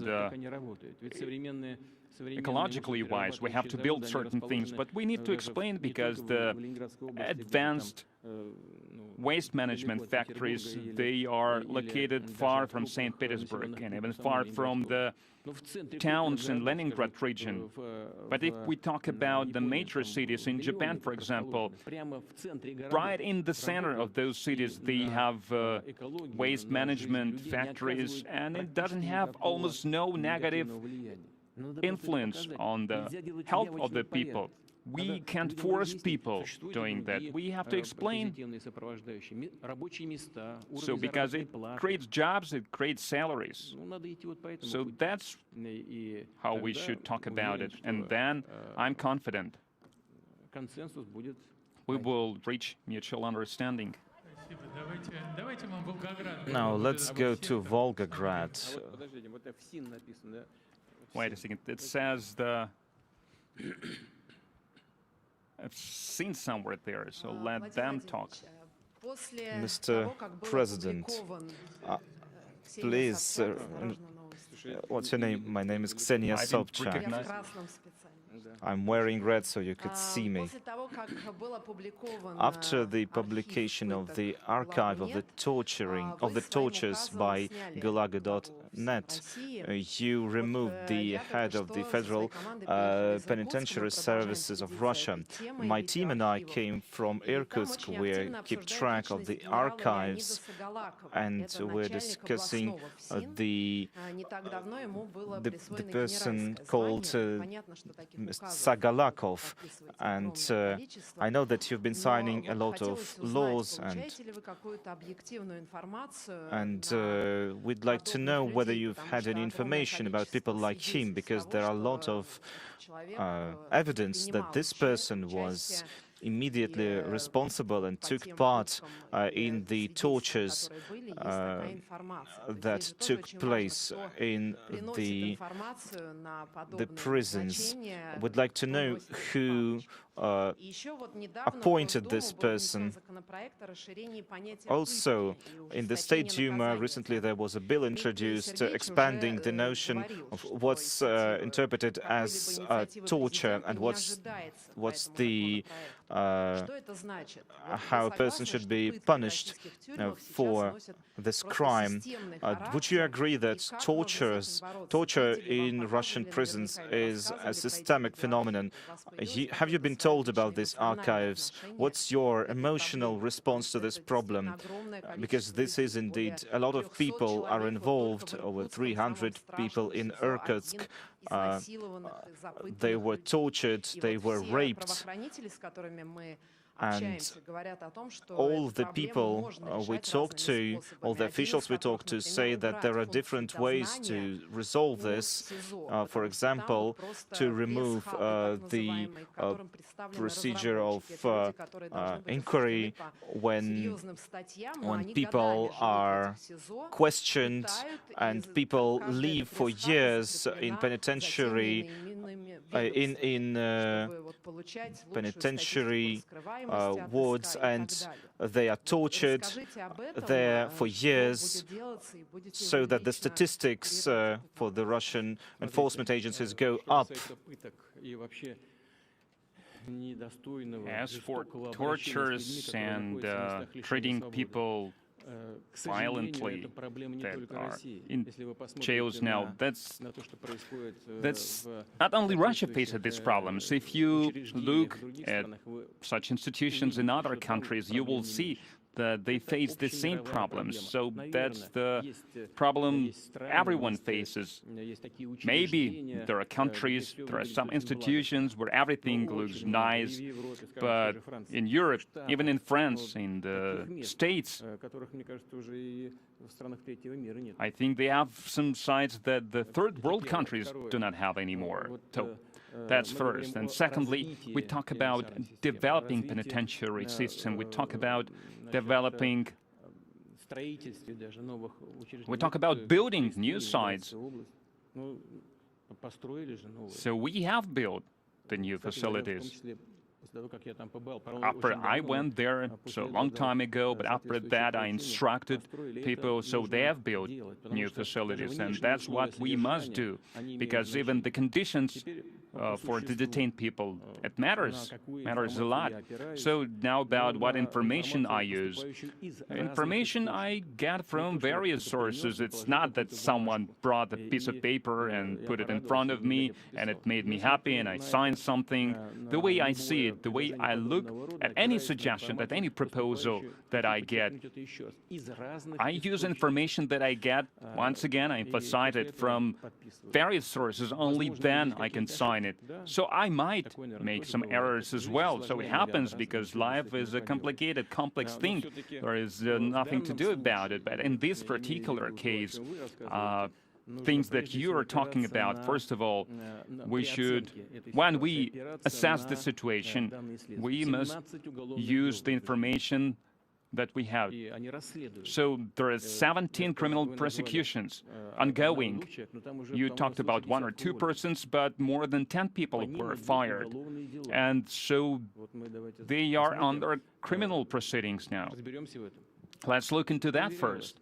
I assure you, no one is interested,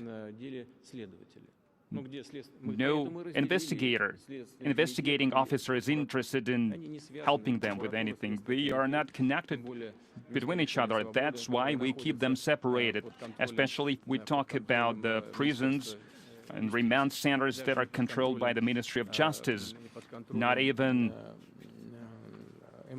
by the Interior Affairs Ministry, even though this question is raised a lot. To be efficient in investigation efforts, we must bring them back, give them back the penitentiary system. Yes, we have a problem, and we need to deal with that calmly.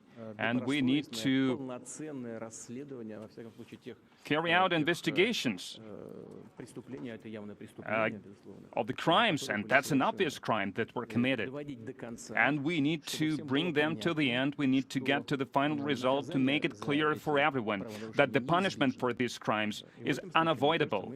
And in this case, I think we will have a positive result. Of course, we should use the law enforcement, the entities that protect the rights. And when I meet people on human rights, responsible for human rights, we talk about these matters, and I'm trying to react to the information they give me. I'm talking about the conditions they're detained in, I'm talking about the way they're treated there. Once again, I would like to emphasize this. Obviously, in prisons, we have people, if we talk about remand centers, who are suspected of committing some felony, but they are our citizens, they are people, and we must treat them in a humane way. And we will work together to make these changes happen. I'd like to remind you that it's time to change your masks. And now, a question from the Echo of Moscow radio station.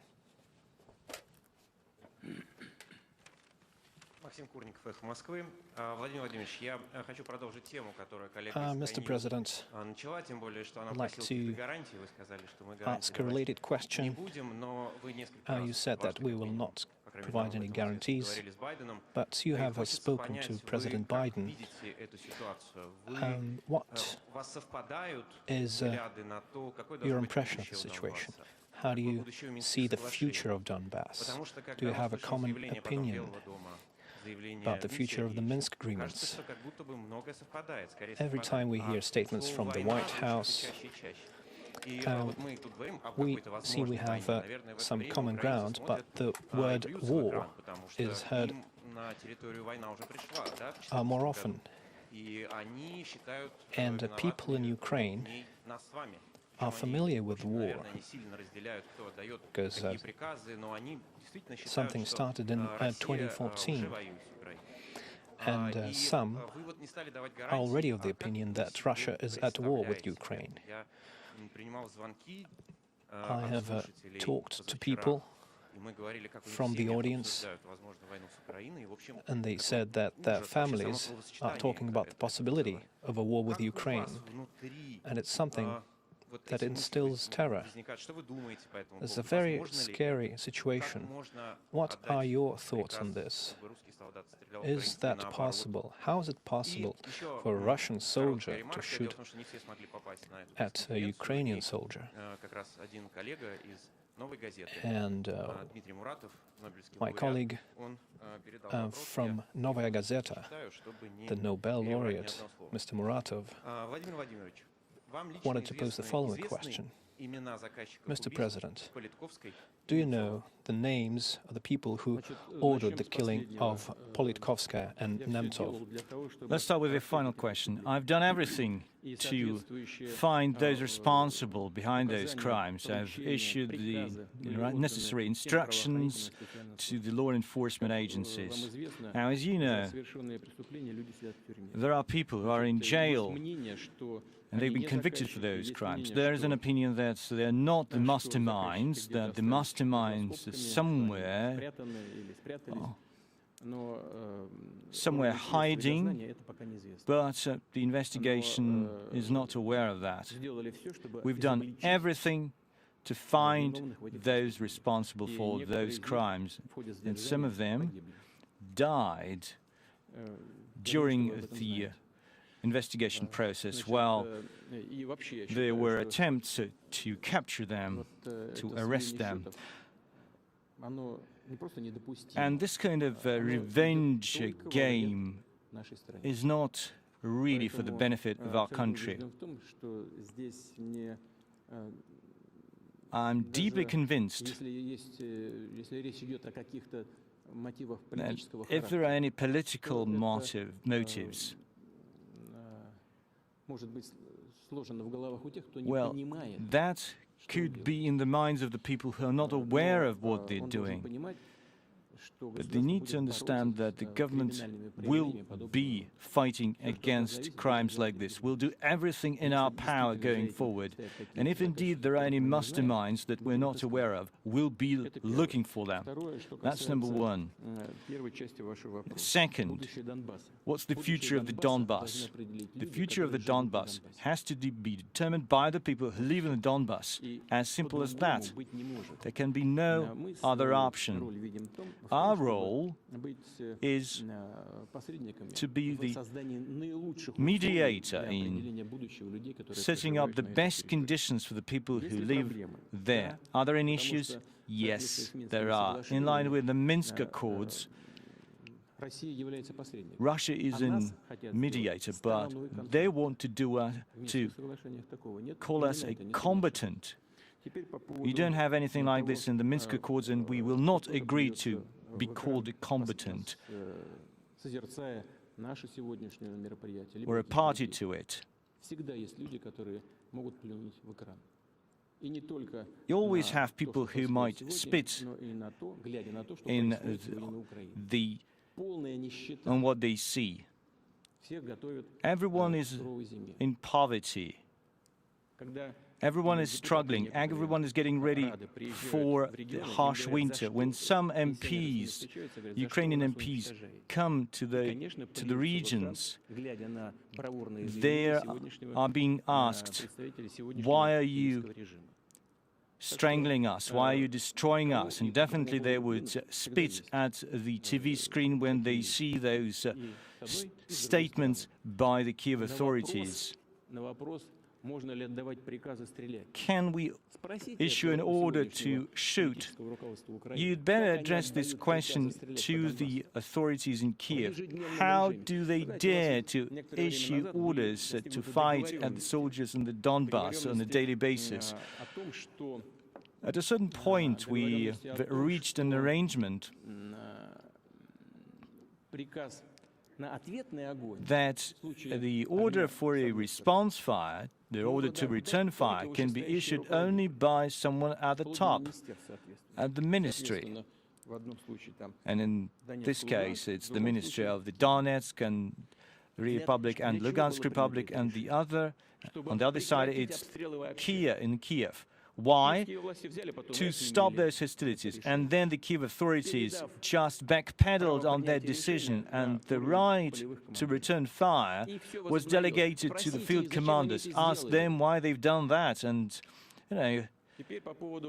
hostilities resumed. And how were they able to do it?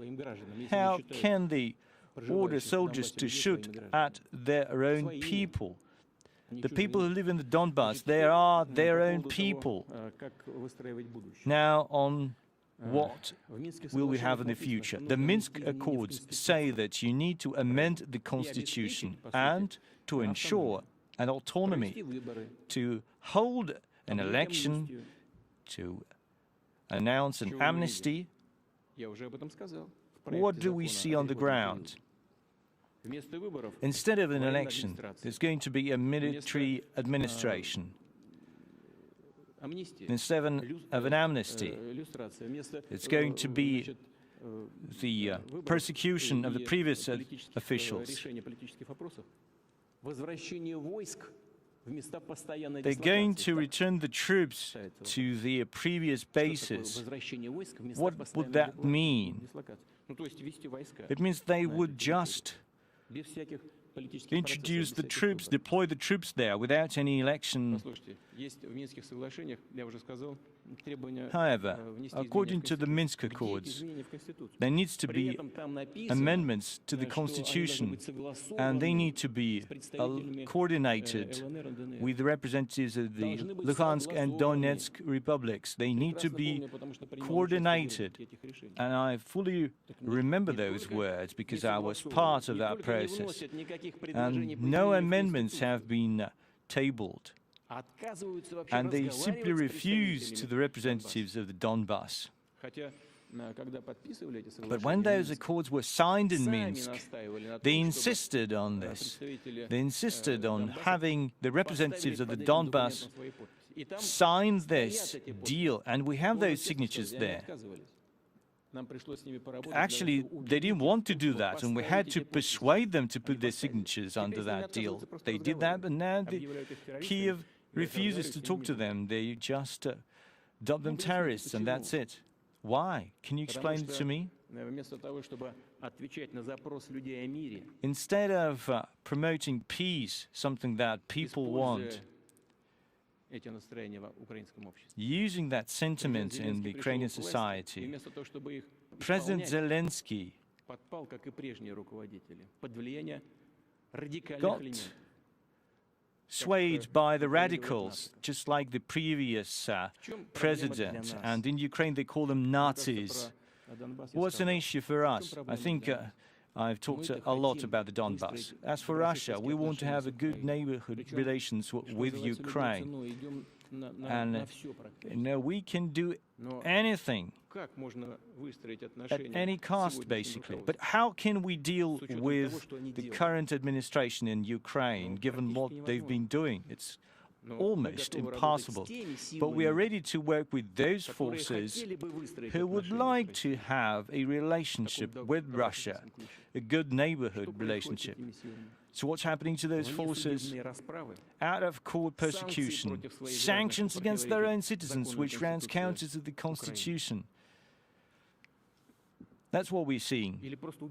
Or just people are being killed in broad daylight in the street, and no one's looking for the criminals. You just asked about the murders that took place, unfortunately, in Russia. Where are the masterminds?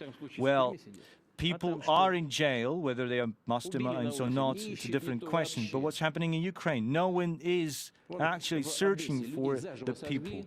What about that fire in Odessa? That trade union building fire. Did anyone lift a finger to find those responsible? No. So we do not have a chance to work with those people who'd like to have a relationship with Russia because they are being destroyed one by one. That's our issue. As for our arrangement with President Biden, as I said, he asked me to appoint official representatives to discuss strategic stability, including our concerns over the threats around Ukraine. So he proposed that, and we responded quite quickly. And during our conversation, I told him, we will send you our proposals very quickly. And we delivered on that. We sent those proposals to NATO and to the US, and we're ready to discuss it at the OSCE level. And I hope that this positive response, the announcement of the round of talks in January, in early January, will help us to move forward.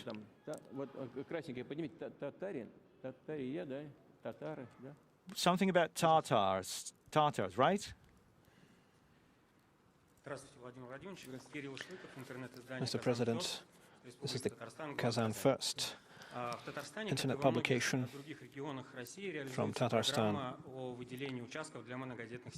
We have a program where land plots are given to families with many children. And you know that territories need to be developed. There need to be hospitals and schools around those plots. And so we need a separate program to mandate the development of these territories, because the regions don't have enough budgetary funds for these purposes. Maybe we can have a sub-program within a national project. What is your plan as head of state to improve the situation with the land plots allocated to families? Thank you for this excellent question, Kirill. As I said at the beginning, we've earmarked a lot of money to promote infrastructure. We just need to align these needs with these projects I was referring to earlier. Just need to ensure this alignment. I jotted down for myself. We'll definitely instruct the government and the regional authorities to do that. So the regions would send those requests for road construction, for example, and so far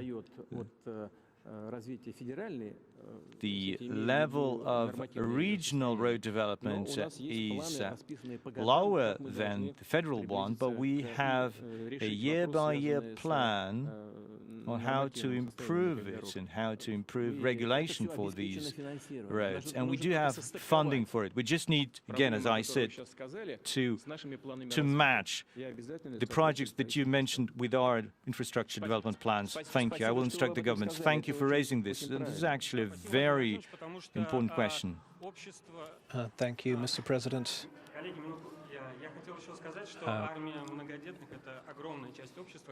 Big families are a huge part of society. We constantly give coverage to their issues, and you always say that it's a priority for the state, but that still more development is needed. I understand you, yes.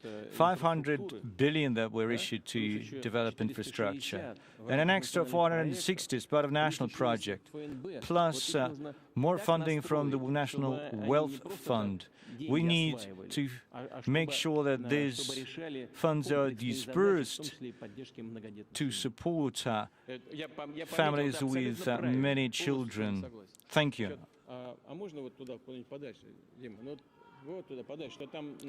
Someone at the back.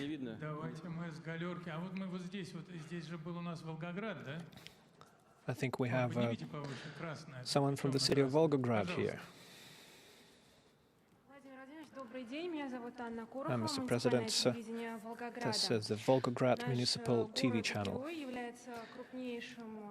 Our city is a very important center of patriotic education, and you mentioned the importance of the Stalingrad battle and preserving the memory of our victory in the Great Patriotic War. There have been many initiatives to preserve historical memory in various landmarks around our city, and we have a museum. And do you think there is a possibility that we would have federal support, especially seeing as we soon have an anniversary of the Great Victory? And another thing is the exoskeleton.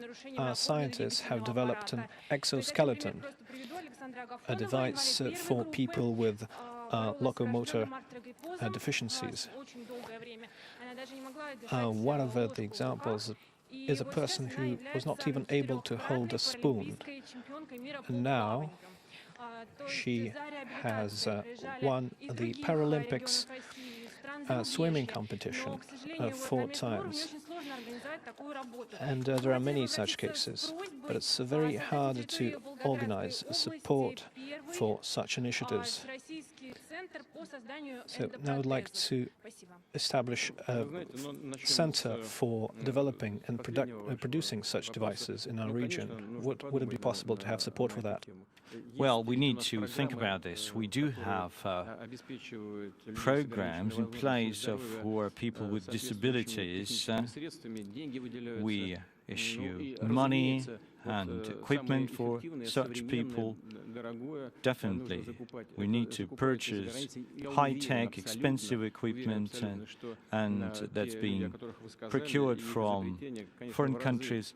And I'm sure that the devices that have been invented by our own people, it must be less expensive, and I will instruct the government to look at it. We'll look at further options to support them, and maybe we could even set up this center. As you understand, I cannot decide right now whether we can do it or not. Maybe there could be other options to provide stimulus to them. We might look at how to support them through SME support or through social spending or support for people with disabilities. There could be several options, several streams to use them. I'll instruct the government to do that. Now, going back to your first question. Federal support for cultural landmarks.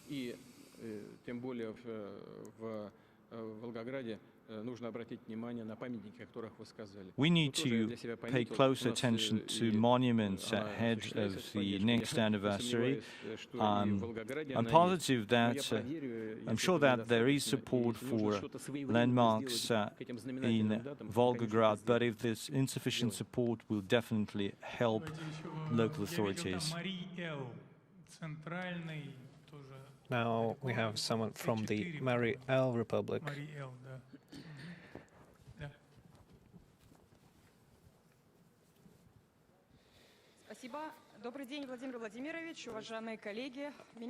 Mr. President, I am from the Mary L. Republic, the Marийская Pravda newspaper. Mr. President, you proposed that the next year be announced a year of folk art and handicraft. We have many ethnicities in our region, and many talented people producing various handicrafts and promoting their local culture. And our paper has given coverage to those people. Do you think that the law on folk art and handicrafts should be expanded to provide support on a regular basis to people who do these sort of things? And this is the first time when I have the opportunity to speak to you directly, so I'd like to ask you something. When you travel from Yoshkar-Ola, you can only go to Moscow if you take a train. But I'd love it if it was possible to go to Nizhny Novgorod or Samara or Vladimir. I went to Nizhny Novgorod in May, and I don't have a car, so I used the BlaBlaCar service. But there's a lot of scammers on that app, and it's very dangerous for older people who are not very astute and who can give away their money to these scammers. So maybe we need a regular service that would allow people to go to other cities from Yoshkar-Ola as well. Anastasia, that's your name, right? I'll talk to the head of Russian Railways today or tomorrow, and I will issue such an instruction to look at ways to improve connectivity between these territories. Russian Railways need to look at market rates. You always need to look at the feasibility of such projects. We need to look at the workload. But I agree with you, if you don't do anything, you won't achieve anything. So let them try. I'm sure you will hear that, and I don't need to call him, but I will arrange a call with him and we'll look at what could be done. I hope we can do something. I fully agree with you. Again, connectivity, given our vast expenses, is a priority issue for our economy and for our people. Now, on handicraft, we've taken this decision, including in education. Those who would like to pursue professional handicrafts, well, they get a chance to do that, but maybe there's still something that's missing. Mariel and other republics, they are unique. I remember visiting your region, seeing local traditions, seeing the way they work, they live, how they cherish their legacy and their identity. Always want to support this. So I wrote it down for myself. Whatever we can do, we will do. Thank you for raising this issue. It's increasingly important for our diverse, for our multi-ethnic country. We need to support different languages and culture and identity of the people of Russia. Давайте центрально не будем забывать тех, кто без плакатов. А давайте вот рядом, знаете, тут рядом, да, молодой человек, пожалуйста, представляйтесь. Please introduce yourself. Здравствуйте, Владимир Владимирович. Я представляю Вологодскую область, газету «Красный Север». Mr. President, I'm from the Krasny Sever, a newspaper. Vologda region. This region is, as you know, the home of Father Frost.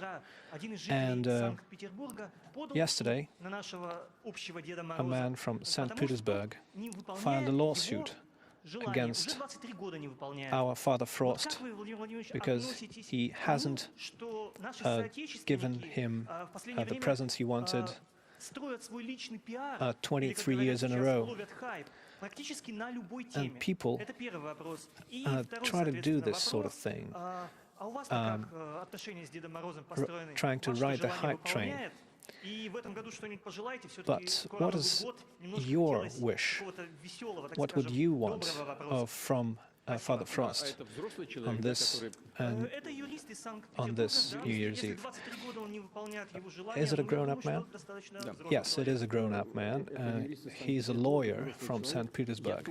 So that's a lawyer from St. Petersburg. I'm also a lawyer from St. Petersburg, so there is some coincidence, right? We do have similar background. What could I say? Here's the way I'm going to put it. Since I'm a lawyer as well, I can be the lawyer, the legal counsel for the Father Frost, and remind the plaintiff that Father Frost only gives presents to good boys and girls, and let that person review his or her performance and behavior, and maybe identify the flaws that could be a barrier to such gifts. That could be the main line of defense. Now, as for hype, well, it's fine if it's just hype, if it's not really deliberate, if it's positive. If there's always a grain of fine humor, that's fine. But does he give you the presents you want? My relationship with Father Frost has been really positive, and I really thank Father Frost for being able to talk to you in my position, and I really appreciate the support of the Russian people, and I hope that Father Frost will will be with us, all of us, not just with gifts, but will help us to do what we want, and that applies to our Russian people and to our nation in general.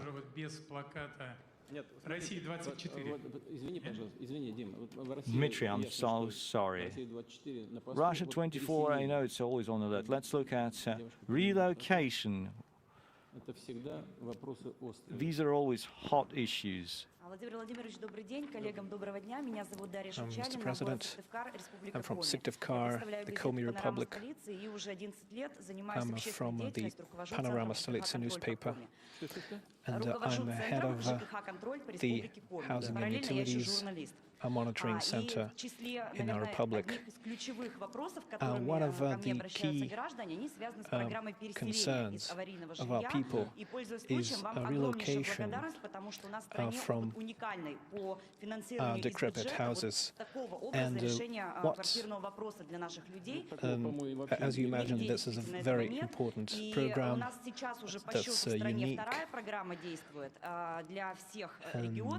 This has been the second program of this kind. Could you please consider extending the period of this program? And if it's possible,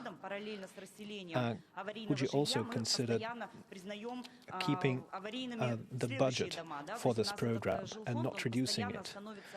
Because the houses that people live in gradually become older, and more people need to be relocated. Do you think the funds allocated to these programs are used efficiently?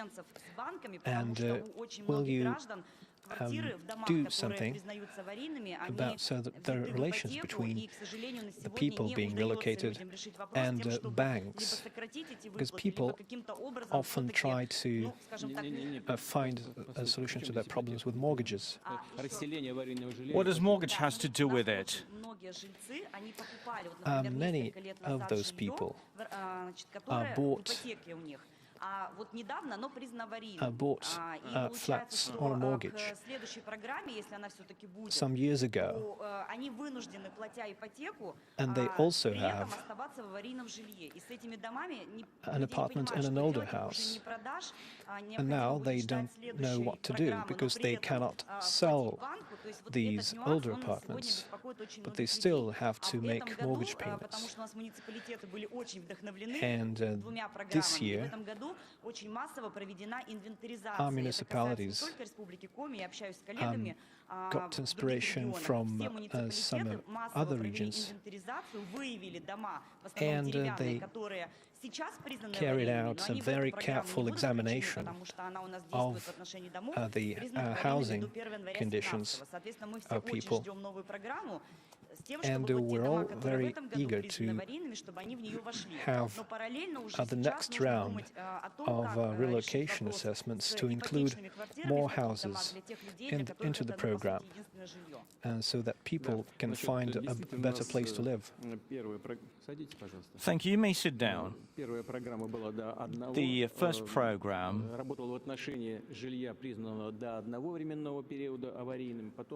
was in place for the first term and then for the other category of housing. As I said, we need to drag people out of this dire situation, though out of the slums. As for those who were purchased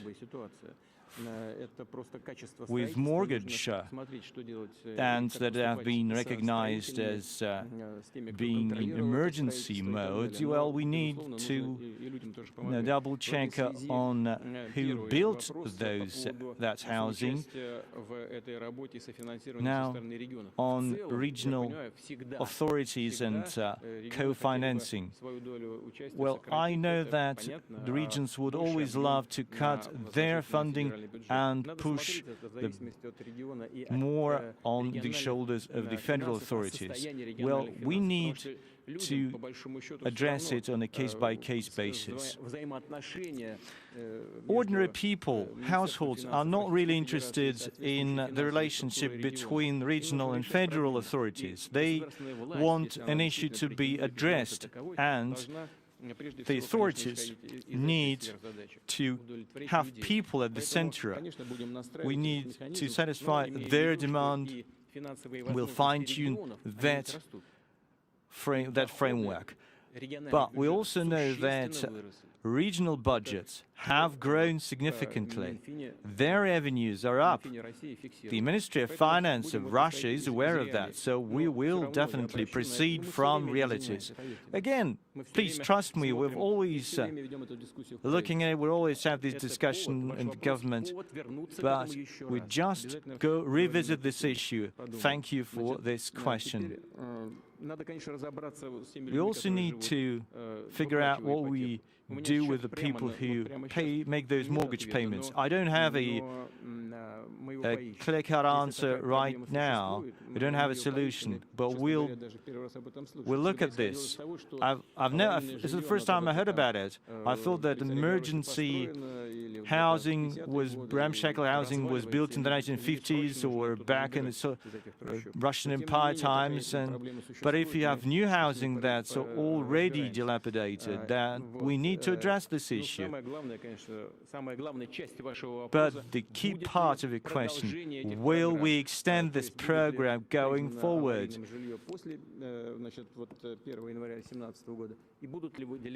Will we earmark new money for it? Yes, the program is being drafted. We will.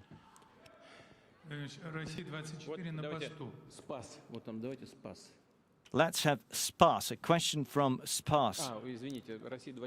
Sorry, Russia 24 will be next, and now let's go to SPAS.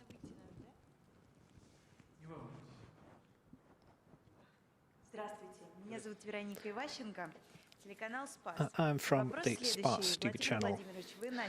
Mr. Putin, you already mentioned demographics and families with many children. Now, we know that the main problem in Russia is its demographics, because we have a period with low birth rates. We have better quality of life, but people don't want to have children. And if we look at divorce statistics, we can say that people don't want to have families at all. What is the reason for that? Maybe it's not so much about economy as about spiritual values. My great-grandfather and great-grandmother had 7 children, and all our families had great traditions. They had many children. And what measures can you envisage to help the situation, apart from monetary measures? You said it's going to be it used to be a tradition with families with a lot of children. If you take my parents' parents, they had families with 10 children, boys and girls, and most of them died during World War II. That's a huge tragedy and a blow to our population. If now we had a huge gap in 1942-43 and in the first years following the collapse of the Soviet Union, because your so-called planning horizon shrinks.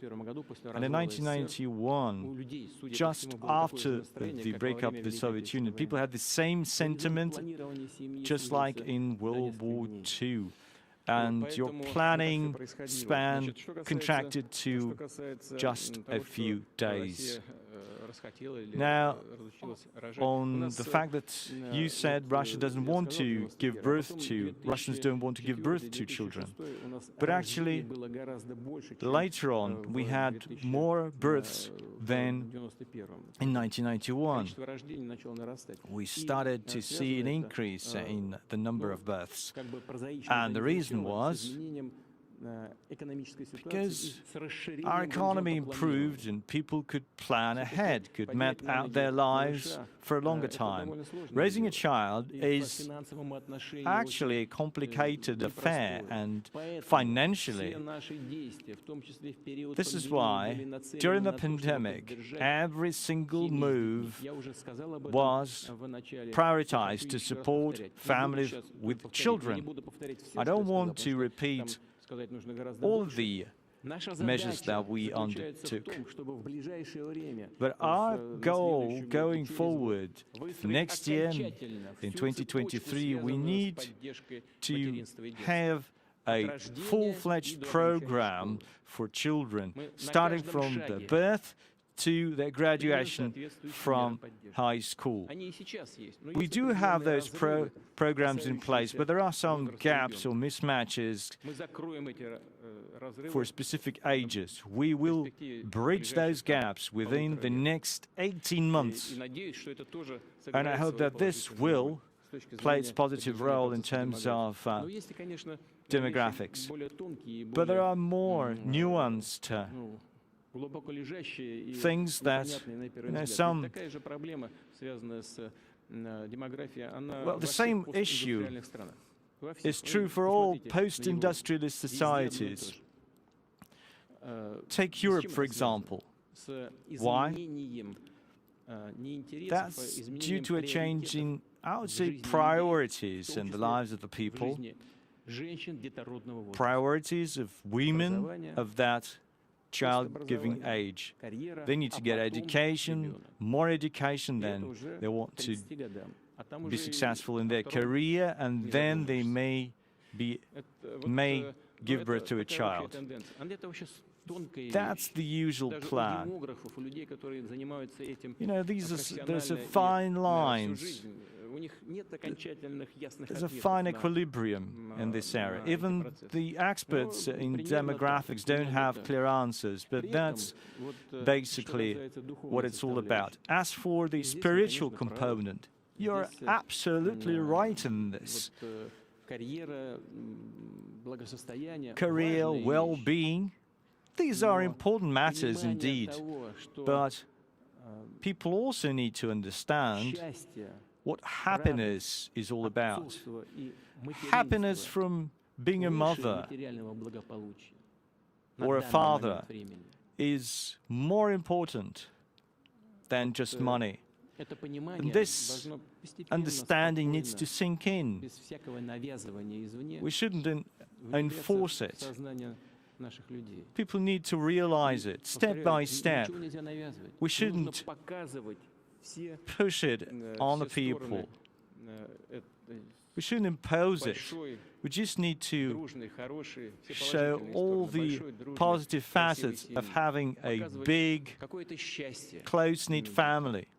We need to showcase that it's really great to have a big family, and there's nothing better than a great family. But we need to do it in a nuanced manner, really sophisticating, relying on our creative community, on public interest organizations, and having a child is the ultimate happiness, and we also need to support these people financially. Thank you.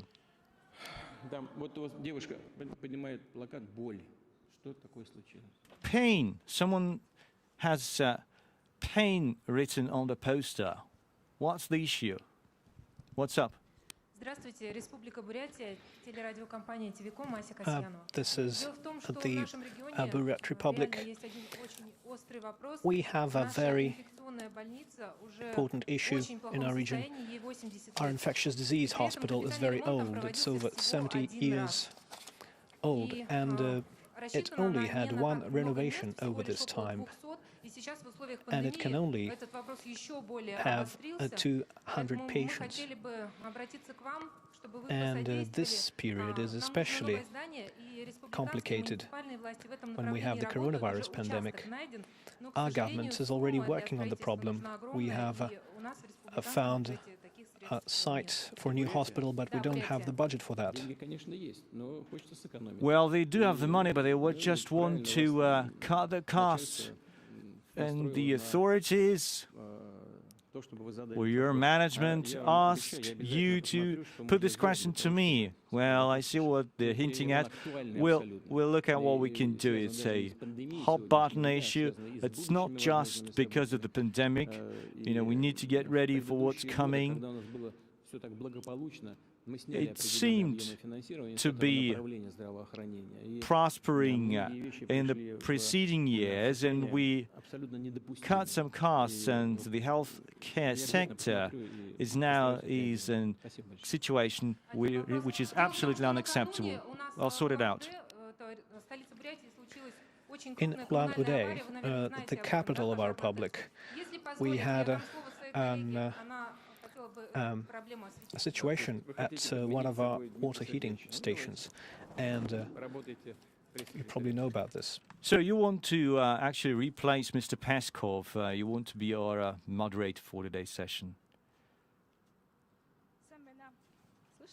Сам меня, Владимир Владимирович, сам меня, уважаемые коллеги, здравствуйте. Меня зовут Баирма Раднава, Good afternoon. I'm from the Buryat TV channel, and we have indeed a situation at the heating plants, and we have an outage which left us without hot water, and we need to have large-scale repairs, and it's quite probable that we won't have the money in our budget. So we want to ask your support for this. And another thing is that the Lake Baikal can be designated a special federal territory. And we've seen cases where people have legal troubles with conducting activities in such areas. от жителей Бурятии Байкал в этом плане дальше? Can it happen that the lake will become inaccessible for local people? Now, on this failure with the power plant, once this press conference is over, we'll look into it. We'll figure out what we can do. Now, on Baikal, Lake Baikal, I'm not aware of such a debate that it has to be a federal territory. But in any case, regardless of the status, it won't be isolated from the people. It's just the first time I hear about it. But in any case, as just a way to attract more money to support the unique ecosystem, to provide for the right commercial activities and to help people settle down and to live the way they want to live. But if those who live next to Lake Baikal if they have any doubts, it's not going to happen. No. We can only have one goal: to help preserve the unique ecosystem of Lake Baikal and to help the people who live there.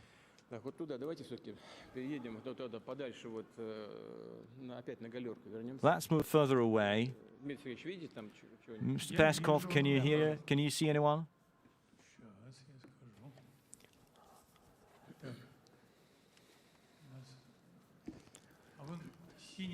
I think we have someone with a blue poster.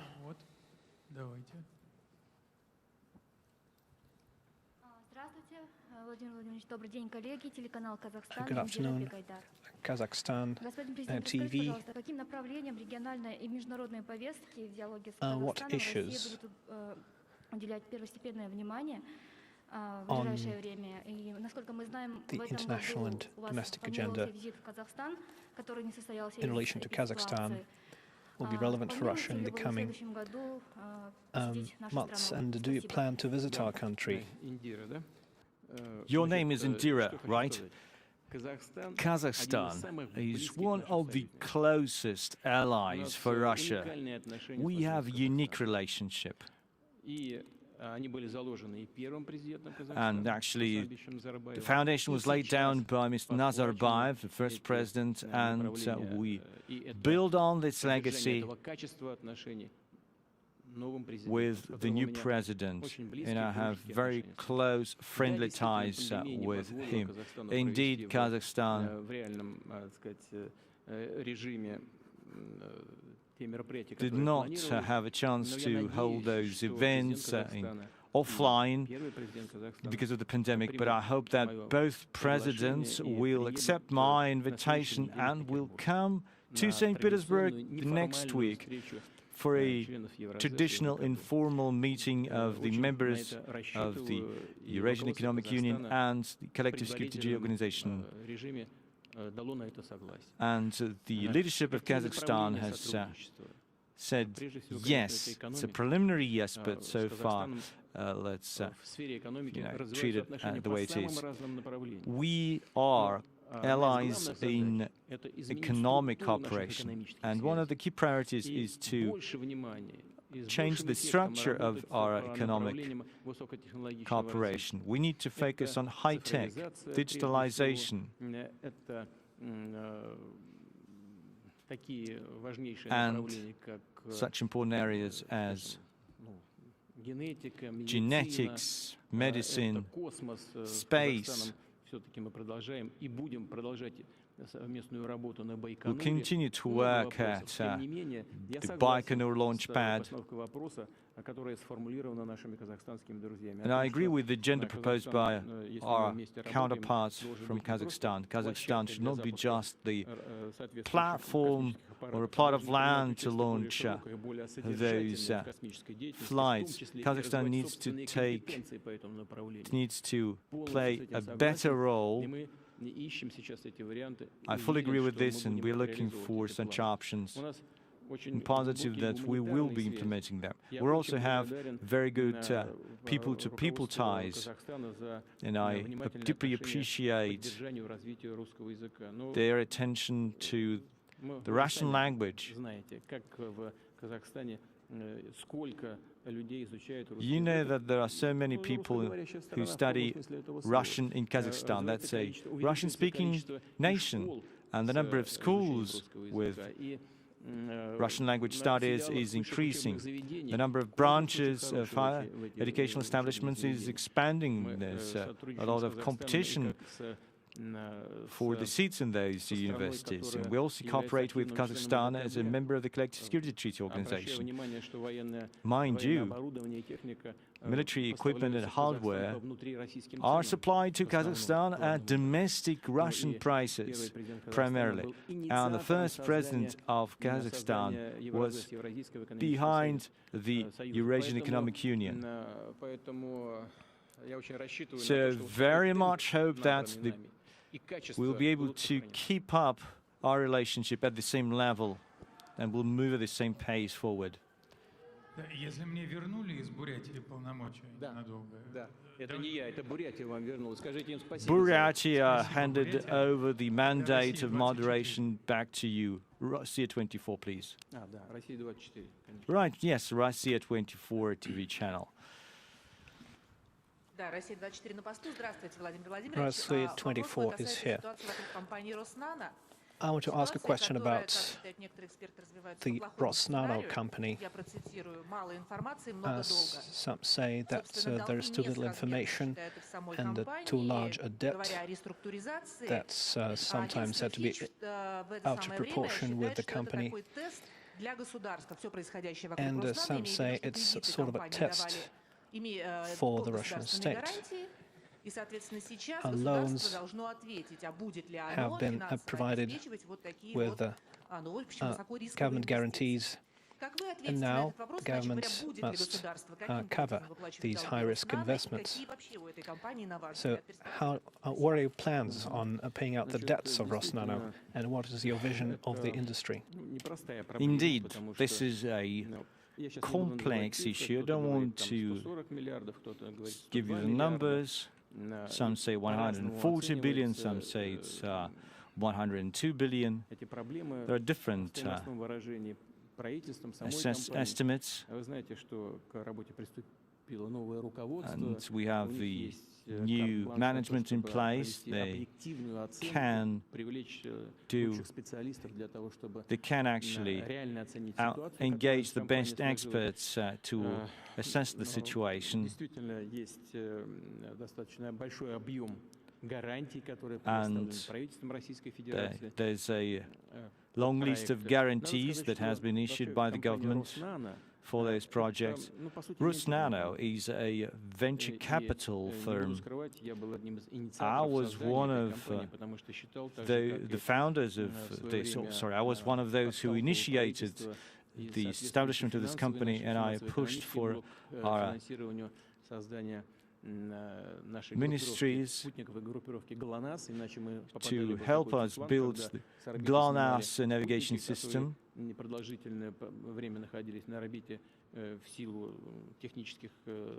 Otherwise, we would have a shortage of satellites. And given the funding back then, we would never be able to set up the full-fledged constellation of satellites that would enable us to meet the targets. Actually, we did it even before then our Chinese partners. So the same applies to Rusnano. They went through uncharted waters, and some projects have been successfully commissioned and some didn't go online. These are high-risk investments, and this is why the government was ready to provide guarantees. We need to look at what's happening on the ground. The company itself needs to work with the creditors, with the banks.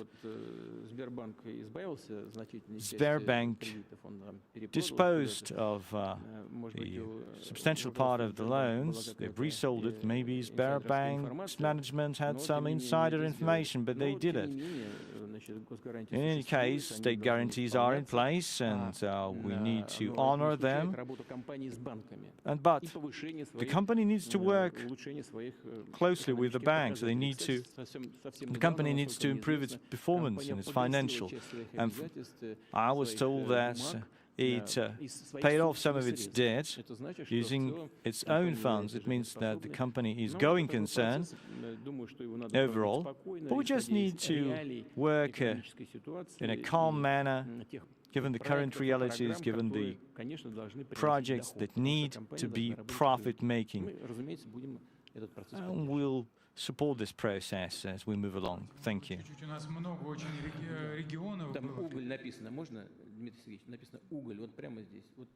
It says coal.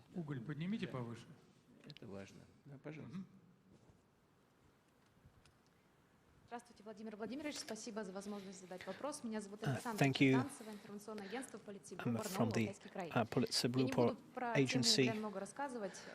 Вы прекрасно об этом знаете. Алтайский край, как и многие, наверное, регионы страны, Altai сталкиваются territory с тем, что is у нас one of the муниципалитеты, regions in Russia кто-то из-за того, что дефицит был топлива, кто-то из-за facing того, что оно the подорожало, problem не смог вовремя начать отопительный сезон. that the Возможно, heating где-то season муниципальные власти was not started в in этот time момент упустили.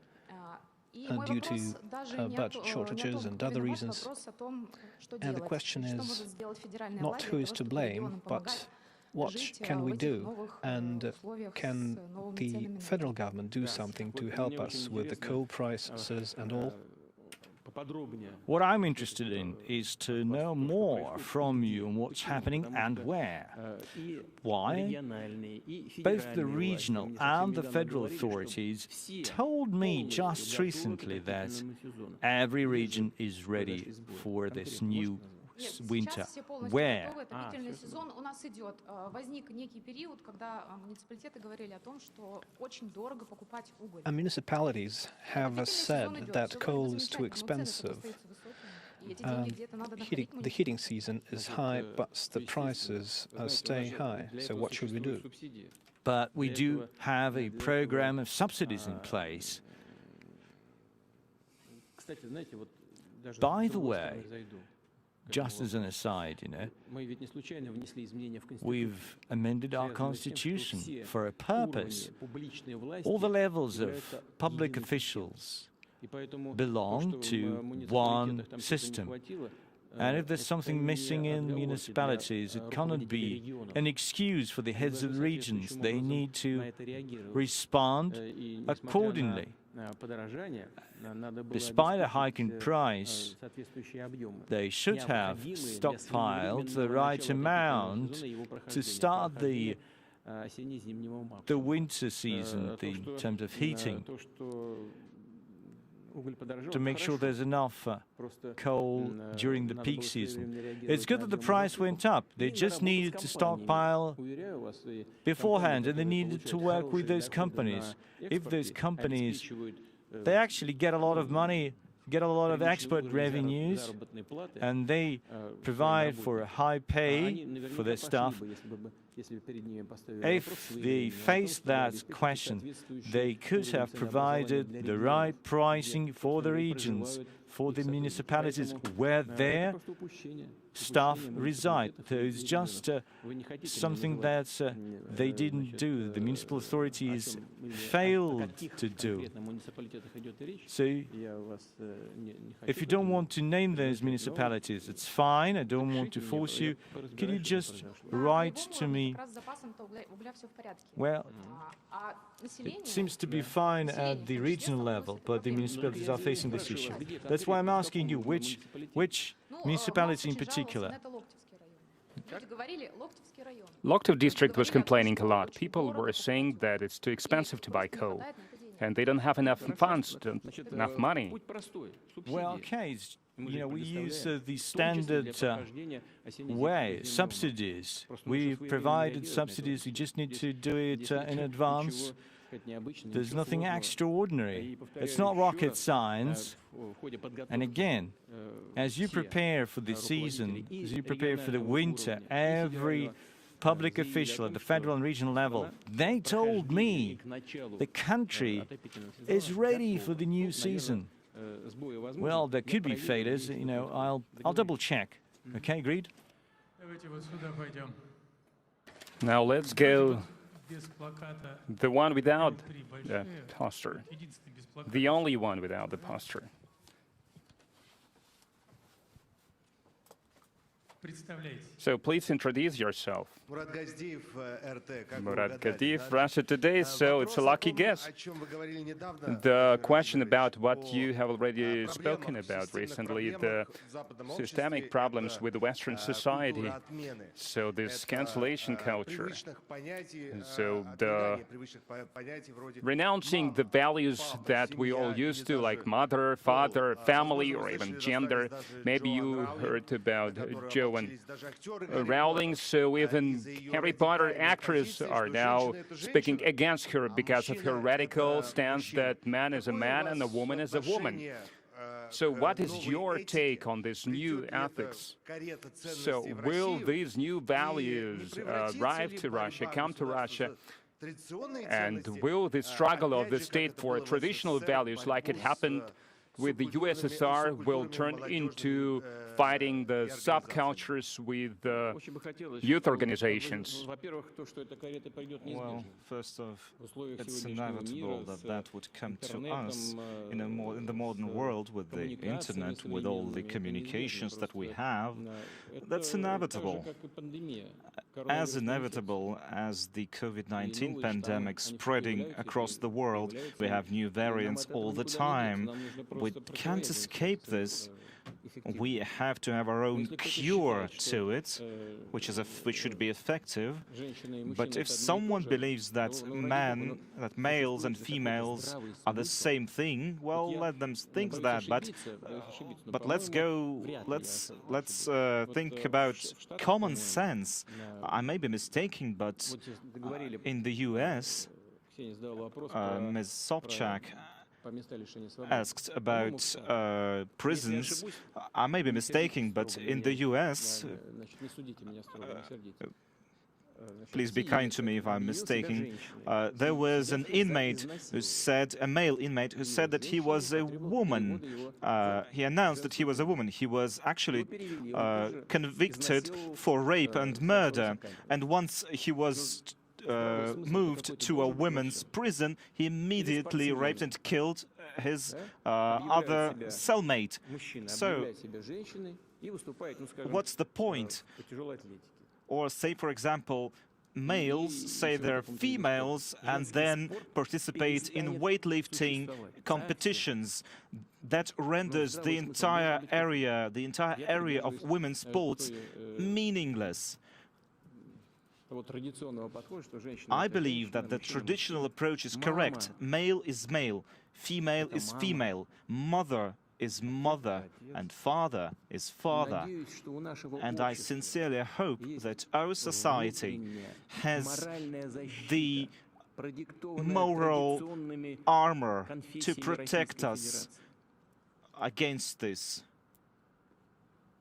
This is enshrined in our religion, in all of our religions, and that's the characteristic of Russia. Our strength is that Russia was formed as a multi-ethnic, multi-religious society, and we had the time to learn how to live with mutual respect towards one another. And what does that mean? That means that we respect the cultures, the spiritual foundations of all peoples across Russia. Everyone has his or her own moral support or moral defense against this kind of stupidity. We should always get into Russia everything that's the best across the world, in the economy, the best technologies, best humanitarian practices, best healthcare practices. We should adopt all of that from other countries. But I think that each nation should have its own immune system that protects itself against bad ideas. against damaging ideas, and to fight against that, we should not just point fingers and shout at people, but we should support our own traditional values. And this is something I've always stressed before. So let's not forget about federal media. Good afternoon, Mr. Putin. Allow me to go back to the internal agenda. In the beginning, you said that the work of our government is satisfactory. So let's talk about individuals. Who is your favorite minister? Who has already gotten a bonus, and in what amount, maybe? And who was scolded the most by you? So who did you scold behind closed doors? And we all saw how you went on vacation with Shoigu to Taiga. Why don't you take Mishustin with you?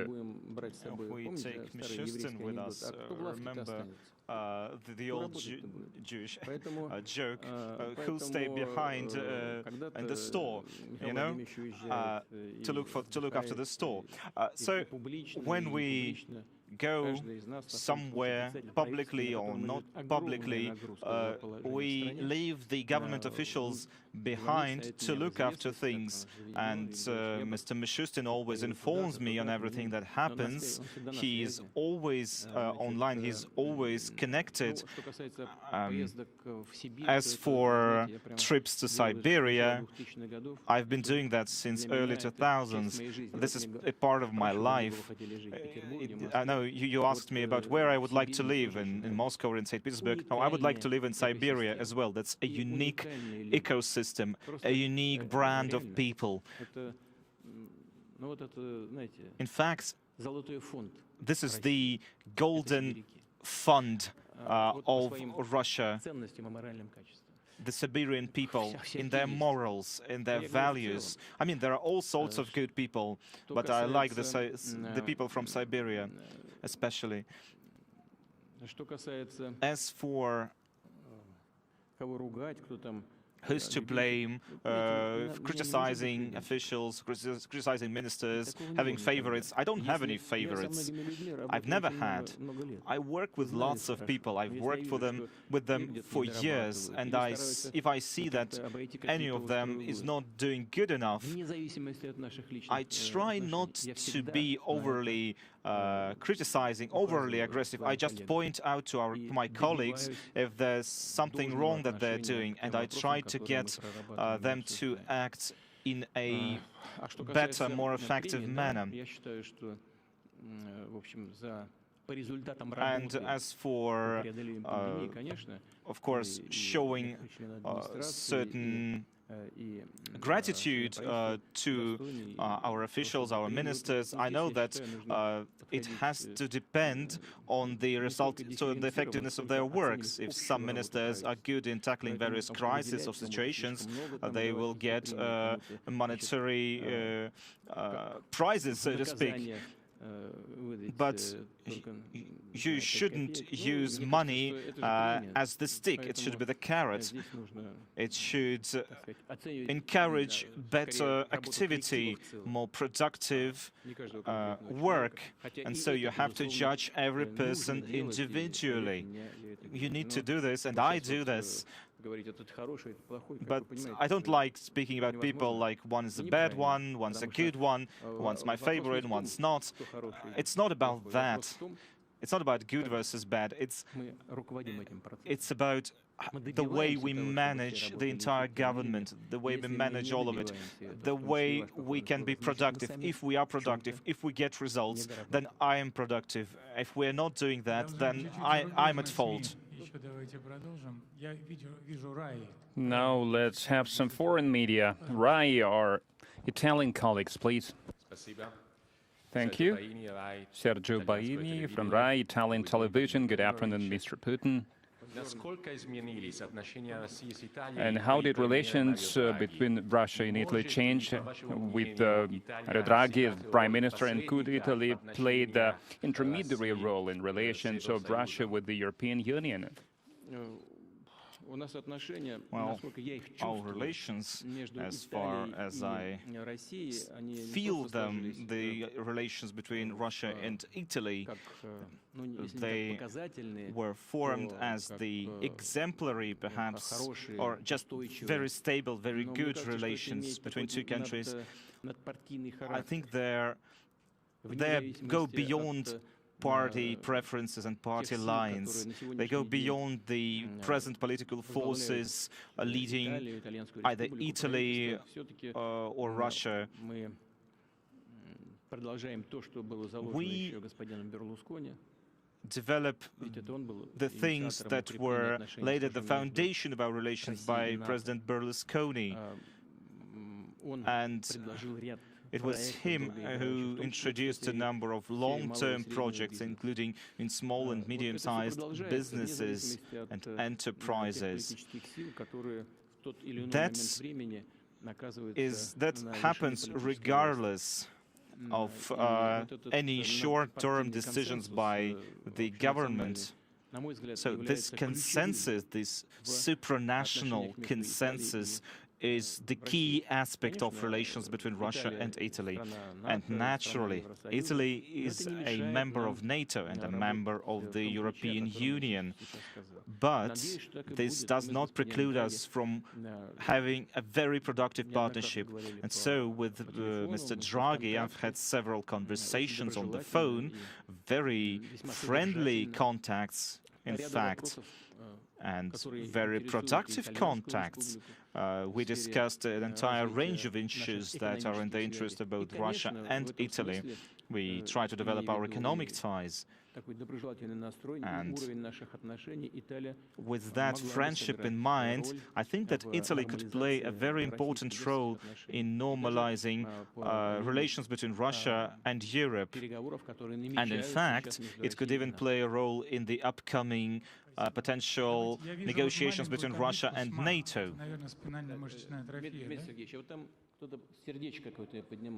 Oh, actually, I see a heart on one of the posters. Could we go there? There was a heart there. Maybe they're going to say something nice. So, the one with the heart, please hold it higher. So, here at the mic. Is this the wrong heart? Please, please, do go on. Good afternoon, Mr. President. I come from Bashkortostan. My name is Gulyas Bashtulina. Mr. President, we love our city, we love our region, we love Bashkortostan. And recently, you signed the order celebrating 400-year anniversary of our city. I would like to know how you would support our city and our region, because on birthdays you celebrate it, you get decorations, and we would like to celebrate it as well. Now the pandemic is ongoing and we have social projects, we have social goals. We'd like to have new roads, many new wonderful buildings built. How would the federal central government of Russia help us in that? Is there any present that you would like to give us for this New Year's? Yes, thank you for your invitation. Ufa is a wonderful city, and your region is one of the most wonderful places. It has always been one of the centers of the Islamic world, and it remains one.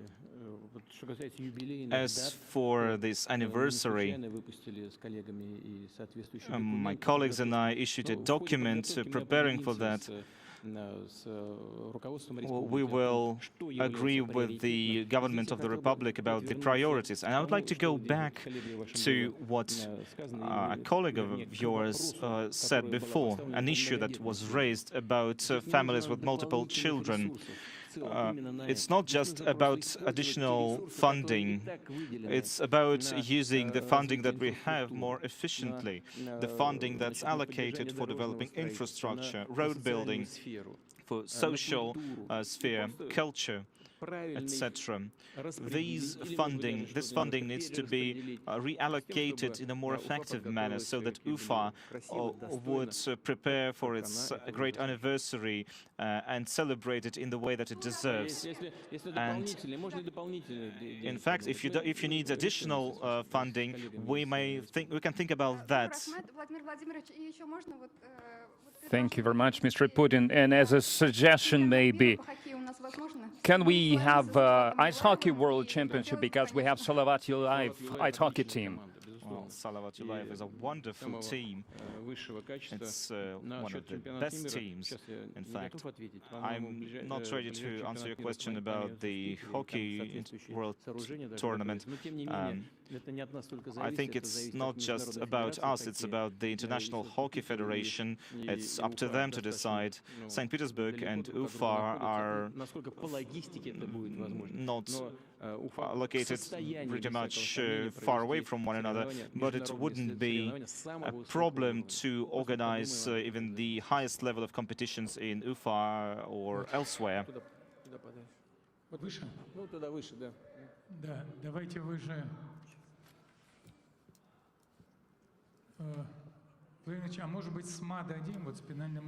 Maybe we can go to the spinal muscle atrophy, because it's an important topic always. Please introduce yourself. Good afternoon, Albert Musin, Channel 4, Ekaterinburg.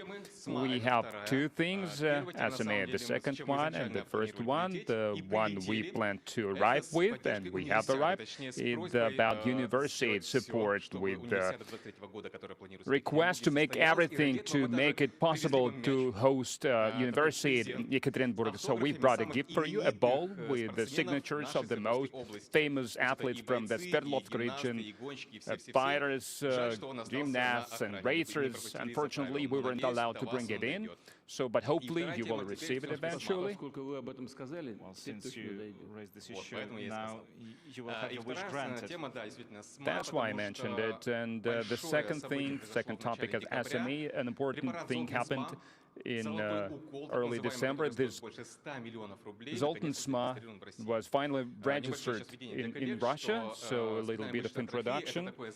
The spinal muscle atrophy is the genetic disease condition that does not allow newborn to live more than 2-3 years because they die because of the development issues. And since we have this medicine registered now, a lot of families now have a chance to get the support at the state level, but they do not know how it will happen and what they need to do. Maybe it will be done via foundations, the ring of kindness that have the circle of kindness that also helps SMA children. They help to collect the money to buy the medicine.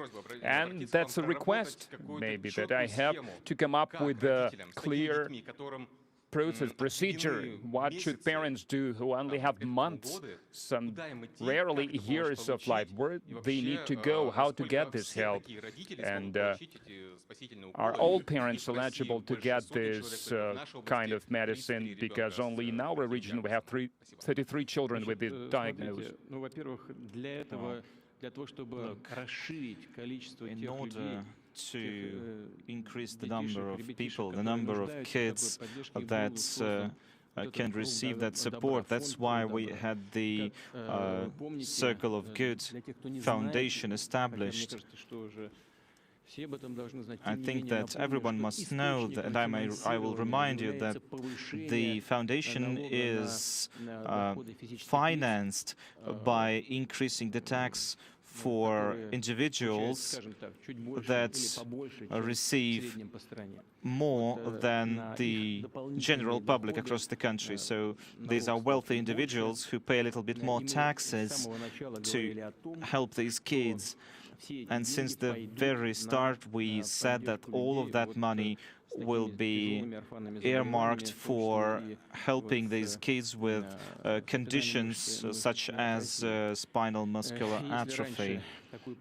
And earlier, I believe 74 people across the country receive this support, this money, or this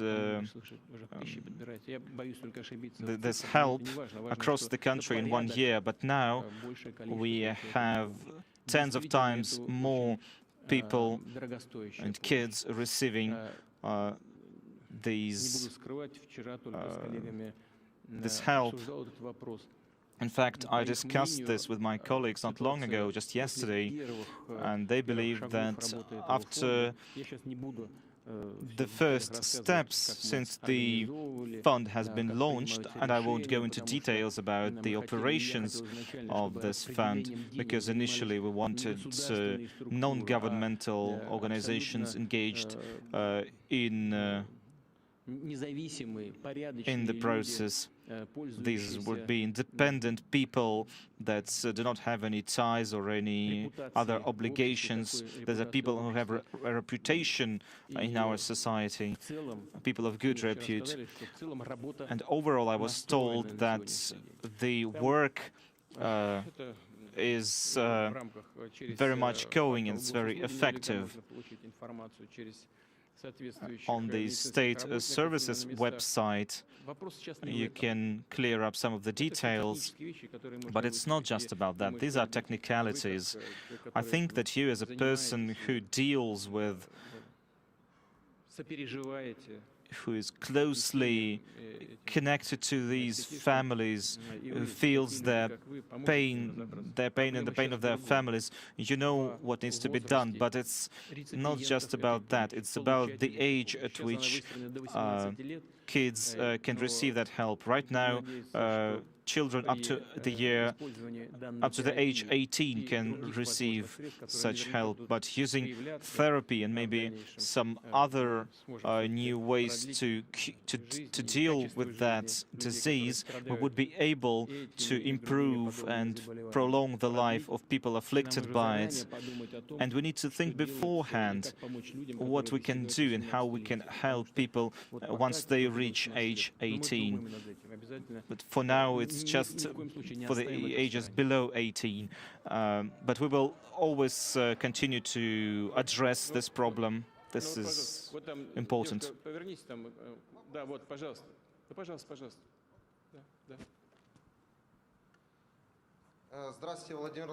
Hello, Mr. Putin. Alexander Fedorchuk, Crimea 24 Network. Thank you for this opportunity to ask you a question.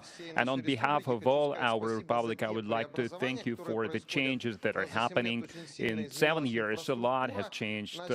Infrastructure-wise, the roads are being built, kindergartens, nursery schools, but unfortunately, the cell phone connection is still at the same level, and large mobile carriers, they can't enter our region. Is there any way to resolve this matter at the state level? And can we expect it to be resolved in the near future, to see some large-scale carriers in the Republic?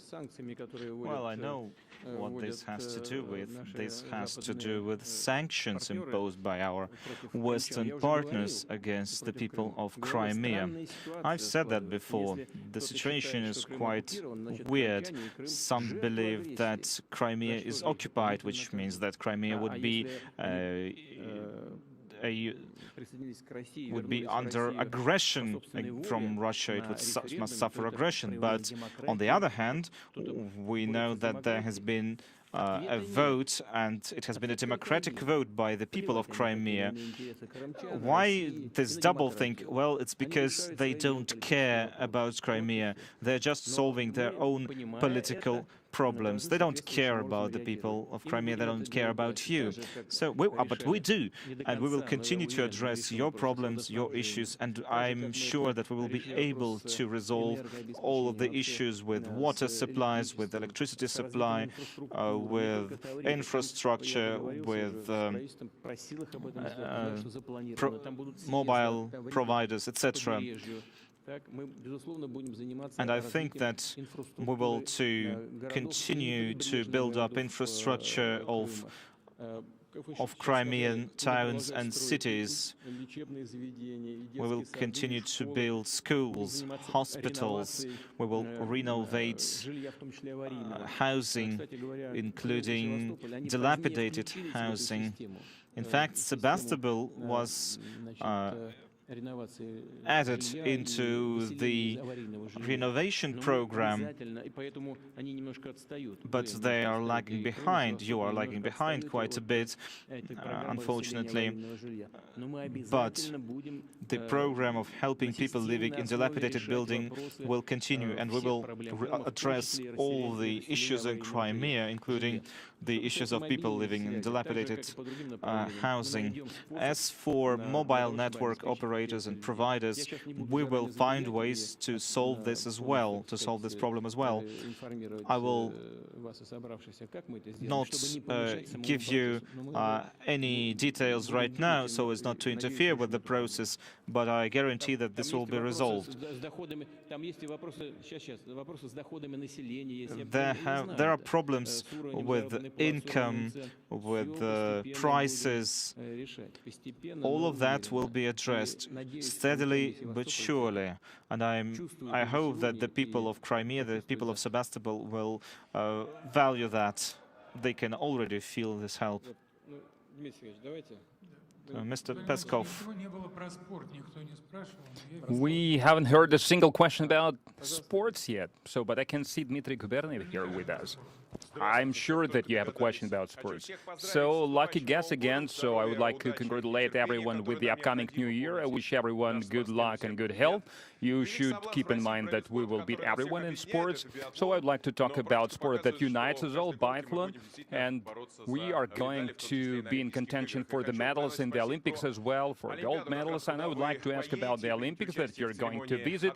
You will be participating in the opening ceremony in Beijing, but keeping in mind the political boycott campaign that we know is coming from a lot of world leaders, including the US president. In your opinion, so what is behind this? And doesn't it remind you about the pressure that is exerted on China and on people who come to compete in fair way? Doesn't it remind you the situation that happened before Sochi 2014?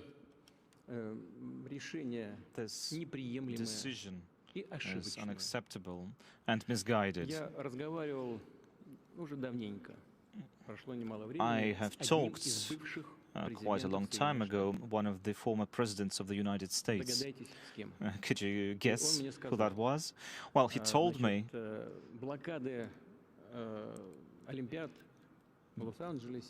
boycotting the Olympic Games in Los Angeles and in Moscow was a huge mistake, including a mistake by the United States. And now they keep making the same mistake. Why do they do that? Why do they boycott China politically and economically? They want to contain its development. There are no other reasons for them to do that. Sports, such as art, have to unite people, not drive them apart, drive nations and governments apart. And when sport is has this fundamental part of it taken away, this damages the entire community. There are many ways to support relations and partnerships between countries, but with these policies, politicians guided by short-term interests demolish these ways to improve relations. There's nothing we can do. People make mistakes. You don't always repeat your mistakes, but this is one of the cases when mistakes are repeated, in fact.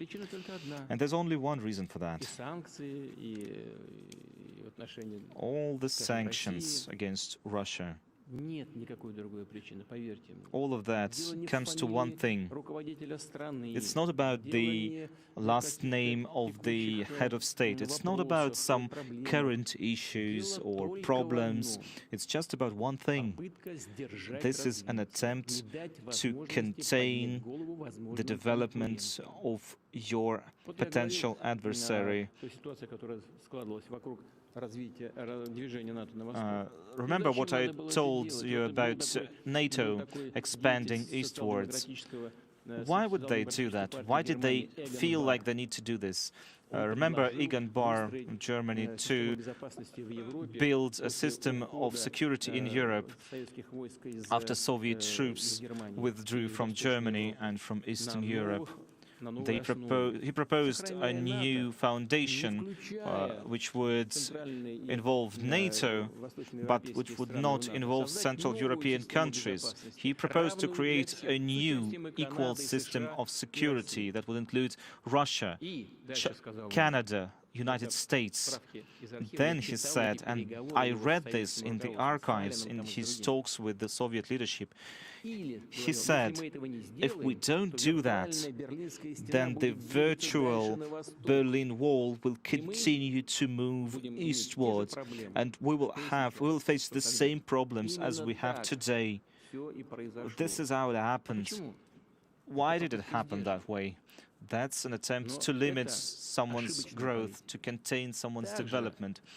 This is a misguided policy, just as misguided as the attempt to use, in this case, sports as a means to address your short-term political interests, to try and stop China from developing. But they must understand that it's impossible. Right now, China, in purchasing power parity, is greater than the US. Its economy is greater. In several decades, China will inevitably become the leading economy of the world in all of aspects. You have to take that into account. You have to understand that, realize that. If they don't, well, that's their mistake. As for us, we always stood against politicizing sports. I saw someone from the Far East, person in a blue jacket. Yes, pass the microphone to them, please. Hello, Mr. Putin. We are always glad to see you in the Far East. And I'm always happy to come to Vladivostok, especially after the summit there, the APEC summit. A lot of good things have happened to Vladivostok, a lot of renovation, and I hope that people in the city can also feel that. That's true. The changes are drastic. So at first poster, I had the single-room apartment for 8 million. I'm not trying to sell it. The thing is that the real estate prices in the Far East are reaching some unprecedented heights. Yes, so the construction industry is at good level. We're building a lot of housing, and so we are resolving a lot of issues with that. But the single-room apartment is now cost 9, 10, 12 million rubles even. So we have almost reached the Moscow standards of prices. And the mortgage, the Far East mortgage, saved a lot of lives, helped a lot of people, but it also had a huge impact on the price growth. And now we are in the top 3 regions that people are living. So we are in top 3 regions that people want to live. So people are running away from the Far East. And we need to do something about it. We need to come up with a procedure that will contain this growth of prices. Otherwise, we won't have any youth in the Far East. Look, Irina, indeed, there's an entire chain. Please take your seat. There's an entire chain that's used to help housing construction in Primorye, in the Far East of Russia. That's the rate is 2%. For agricultural development, the rate is 3%. For people with for families with children, 6% rate of mortgage. And we have extended many programs as well. And with the level of the development of construction projects and construction technologies, with new materials, which means that with increased supply, this affects pricing. All of that affects pricing, but we would like to get prices, get to reduce these prices, but unfortunately they are rising, and depopulation is not just about the rising housing prices. We have been thinking about that in your region and in the country in general, because mortgage, especially a cheap mortgage, allows for people to live better, and there has been a good effect of that. Families have improved their lives. I know that the support isn't enough, but we will continue to improve that. The Far East deserves special attention, requires complex work to not just stop this depopulation, but in fact to make life in the Far East more attractive to people. To do that, we need to develop the economy.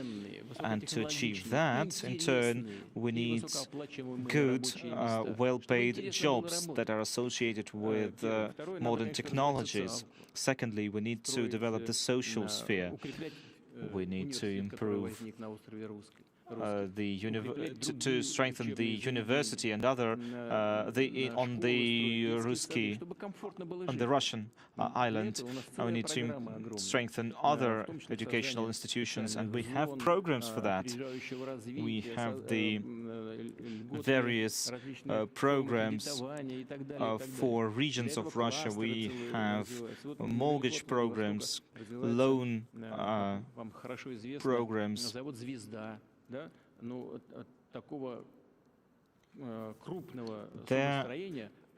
There is a shipbuilding facility called Zvezda, which is larger than any shipbuilding facility since the Soviet times. In fact, they didn't even have a facility that large. It's one of the largest dry docks in Russia, in fact, the largest. And construction has been going on there. We've been making ships, civilian vessels to work in the sea, for maintenance, etc. People are going there. There are jobs there. And people from the European part of Russia are moving there because the salaries are high and the work is interesting. It requires specialists and qualified personnel. Or take Tsiolkovsky and the new cosmodrome. We need to develop transportation there, and all of that is happening. We need to address all of these spheres, and life in these regions will become better. But these are longer cycles. It takes time, but it is getting better. But if you have any specific proposals, you can formulate them, send them to us, and we will be happy to address your concerns.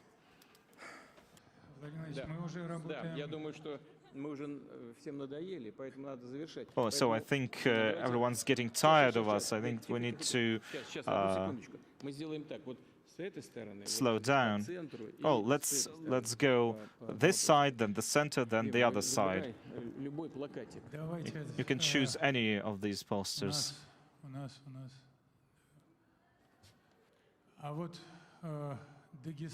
I can see Dagestan here. Oh, please, the floor is yours. Hello, Mr. Putin, Magomed Magomedov, Republican Information Agency, Dagestan.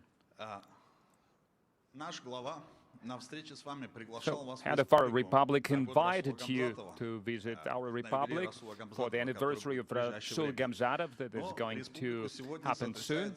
But now the Republic is going through an energy crisis, so to say, and it manifested everywhere in water supply, power supply, gas supply. The problems have been accumulating for decades. That's not something that happened just today. But we can see that you know this. We know that the Federal Assembly and the head of the Republic are aware of that. But the problem is not getting resolved because it depends on commercial entities that are working in the Republic. Mr. Putin, we need your help. In 1999, Dagestan was an important part of the Russian history. Modern Russian history played an essential role, and today people of the Republic need your influence as never before to make representatives of power structures, transport structures that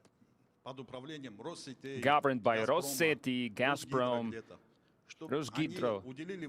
So we need them to pay attention to this. So they not only should make money at the Republic, they should invest into infrastructure to allow people to have a high-quality life in our Republic. Once again, please come visit our Republic for the anniversary of Rasul Gamzatov. You know, we know your opinion about Dagestan, and so we're always happy to see you. Wait a second. I would like to understand what's the specific problem about the energy supply. Could you elaborate on that? The thing is that the power system in the Republic, so they are dilapidated, or they can't withstand the pressure that we need today. So there are certain projects that are being implemented by the leadership of the region of the Republic, but the leadership, the senior officials, they can't handle it at their level because citizens, people, they think that there is no understanding on behalf of the commercial entities, and a lot depends on them. So this system depends on them, and this chain of command works the way that it's being governed from the federal center, not from the Republic. So there is no one to impact them, influence them. Could you name the specific companies? Are these electric companies, energy companies? Yes, yes, I will deal with that. Okay. Water supply companies. There are water supply companies as well, so some of them owned by commercial entities. So I guess they have something to do with Rusgidro, and we also have a big problem with supplying, delivering gas to the rural areas. All right, I promise you I will look into that. Now, Rosseti company probably has its departments there, its offices there, need to look into that. As for water supply, we will address that as well as water removal, water and other processes. They're all probably, the responsibilities are given to some other companies as well. As for Roshydro, we need to look into that as well. I cannot give you specific answers to these questions right now, but I promise you we'll look into that. And let me give my best wishes to the head of your republic, because the work in Dagestan right now was for the head of your republic a way forward politically, way upward. We always feel how much attention you pay to us. So on behalf of all the people from the Republic, thank you, and Happy New Year. Thank you. Now let's go to the central part of the audience. Any poster. Here's this young woman in a green suit.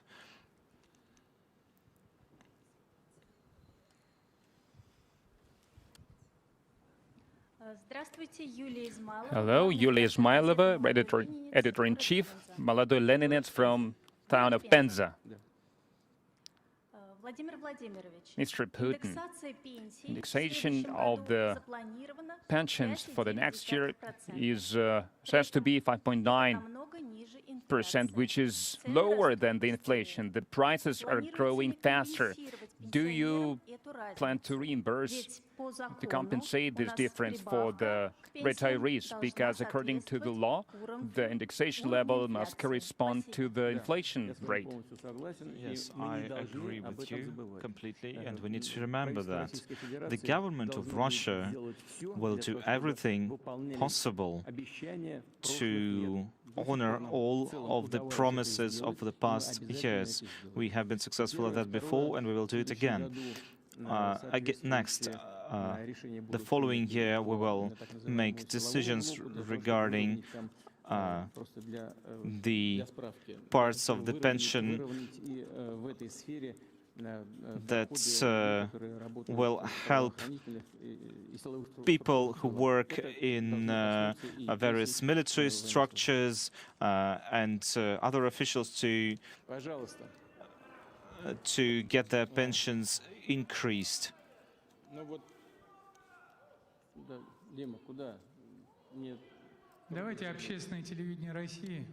So, public television of Russia. So please, the floor is yours.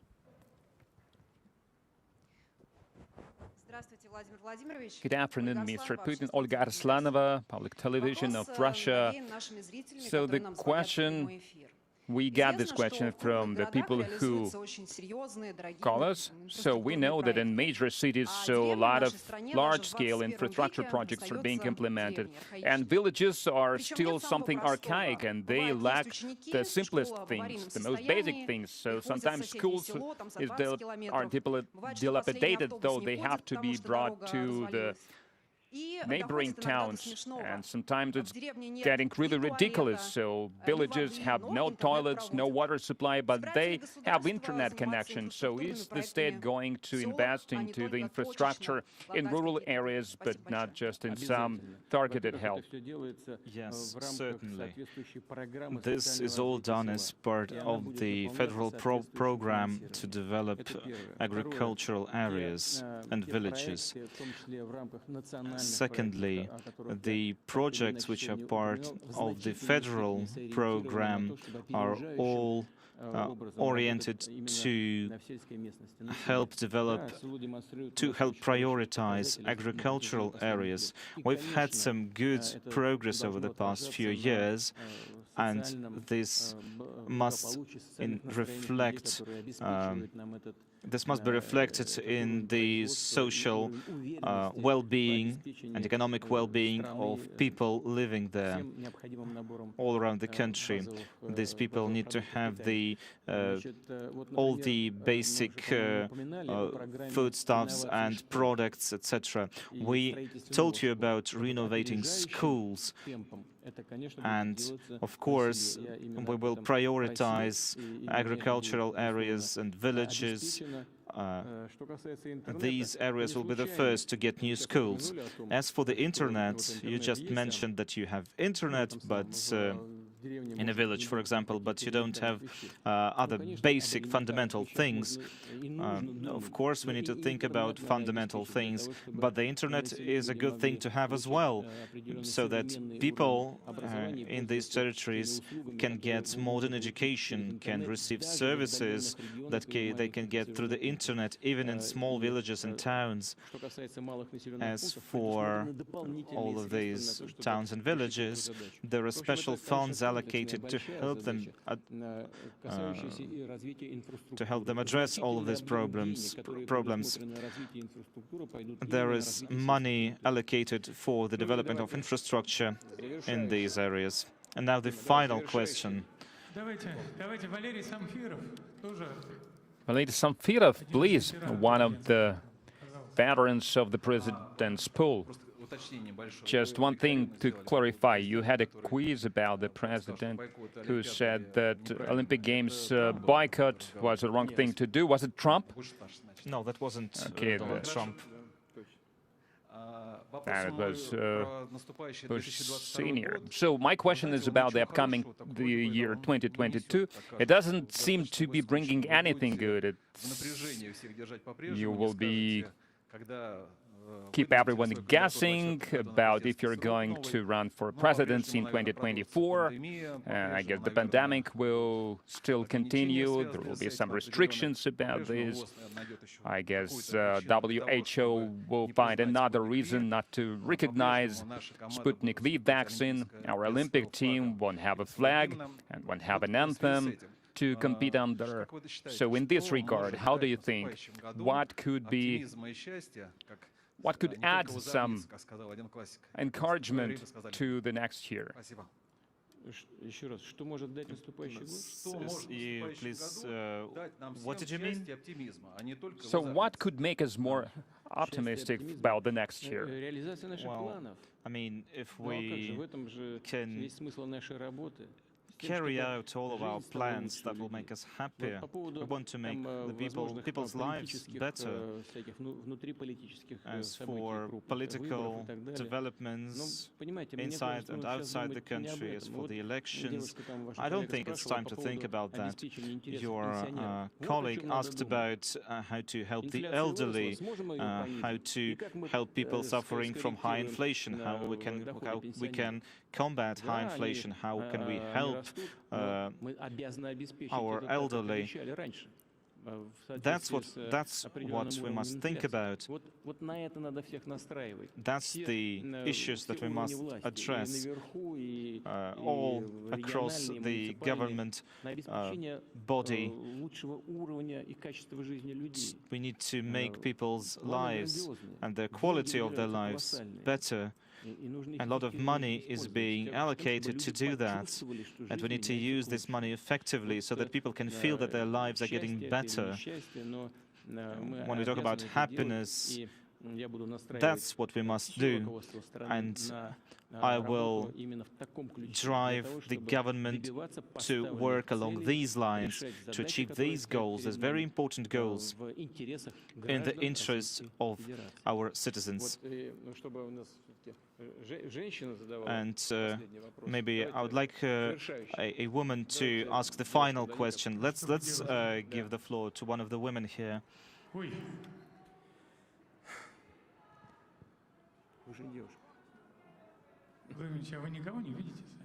So maybe you will pick someone. Maybe Russia culture, I can say it. Please. So the front row, in the center here. Good afternoon, Yana Muzika, Culture Network. More and more we have administrative and even criminal procedures in regarding of promoting extremism or other things like that, and even some authors, writers of a play or of a book can be persecuted under this law, or some people who just uploaded a picture online, so they can also be persecuted. So where is this line? Where we can draw this line between protecting someone's feelings and the right of an artist to express themselves? Well, placing some pictures online and the rights of artists. Well, placing the photo of Hitler or Himmler on the website of the Immortal Regiment, would that be considered freedom of expression? Let's think about this side of the matter. Of course, the freedom of expression, freedom of artists, freedom in general must be protected, because without freedom we cannot move forward. Without freedom, a gloomy future awaits us.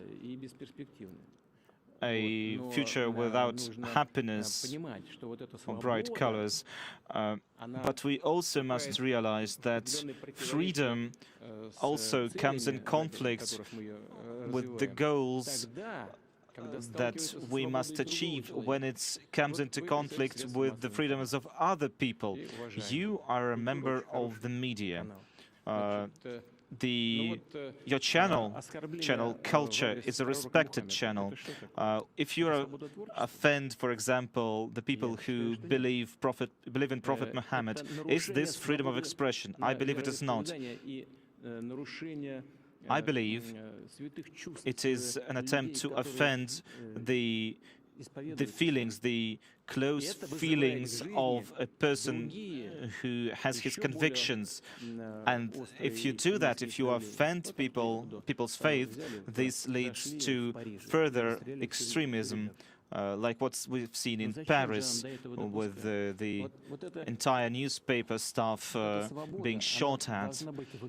So freedom is something that you have on the inside, and freedom must come from respect toward all around you, toward the people who you affect with your actions. I said that Russia was formed as a multi-ethnic, multi-religious state, and we always had respect for each other's beliefs and faiths. This is the crucial foundation of Russia. This is the linchpin of our country. And in other countries, when we look at other countries, we see a deficit, we see a lack of that kind of understanding, of that kind of respect. We don't want to implant that in Russia. But all the restrictions should be inside of you. For example, when we have representatives of all of our networks come together and make a list of rules so that their work could be organized in a way that people's lives are not affected in a negative way, so that we protected the youth, the young people.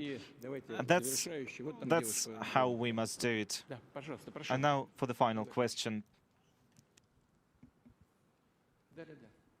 Please do go on. Здравствуйте, Владимир Владимирович. Good afternoon, Mr. Putin. Здравствуйте, Владимир Владимирович. Good afternoon.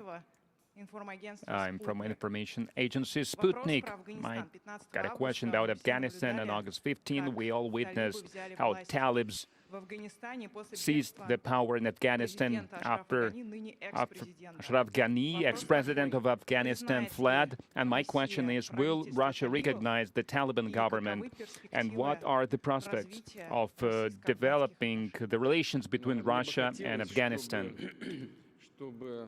You know, I would wish that relations between Russia and Afghanistan would develop in the best way possible. Both countries want to stabilize the situation in the region. This is not an easy task. We have relations with Central Asian republics, and we know that there are concerns about extremist movements somehow getting a foothold on their territory. And we know that there's a lot of drug trafficking that comes from Afghanistan. We know that the large majority of opiates come from Afghanistan. But in general, we must take the real facts and go from there. The people in charge of Afghanistan right now are focused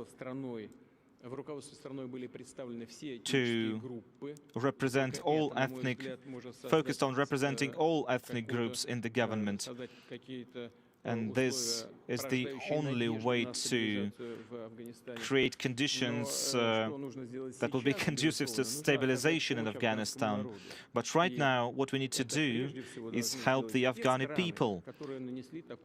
And this must be done by the countries that have destroyed the Afghan economy.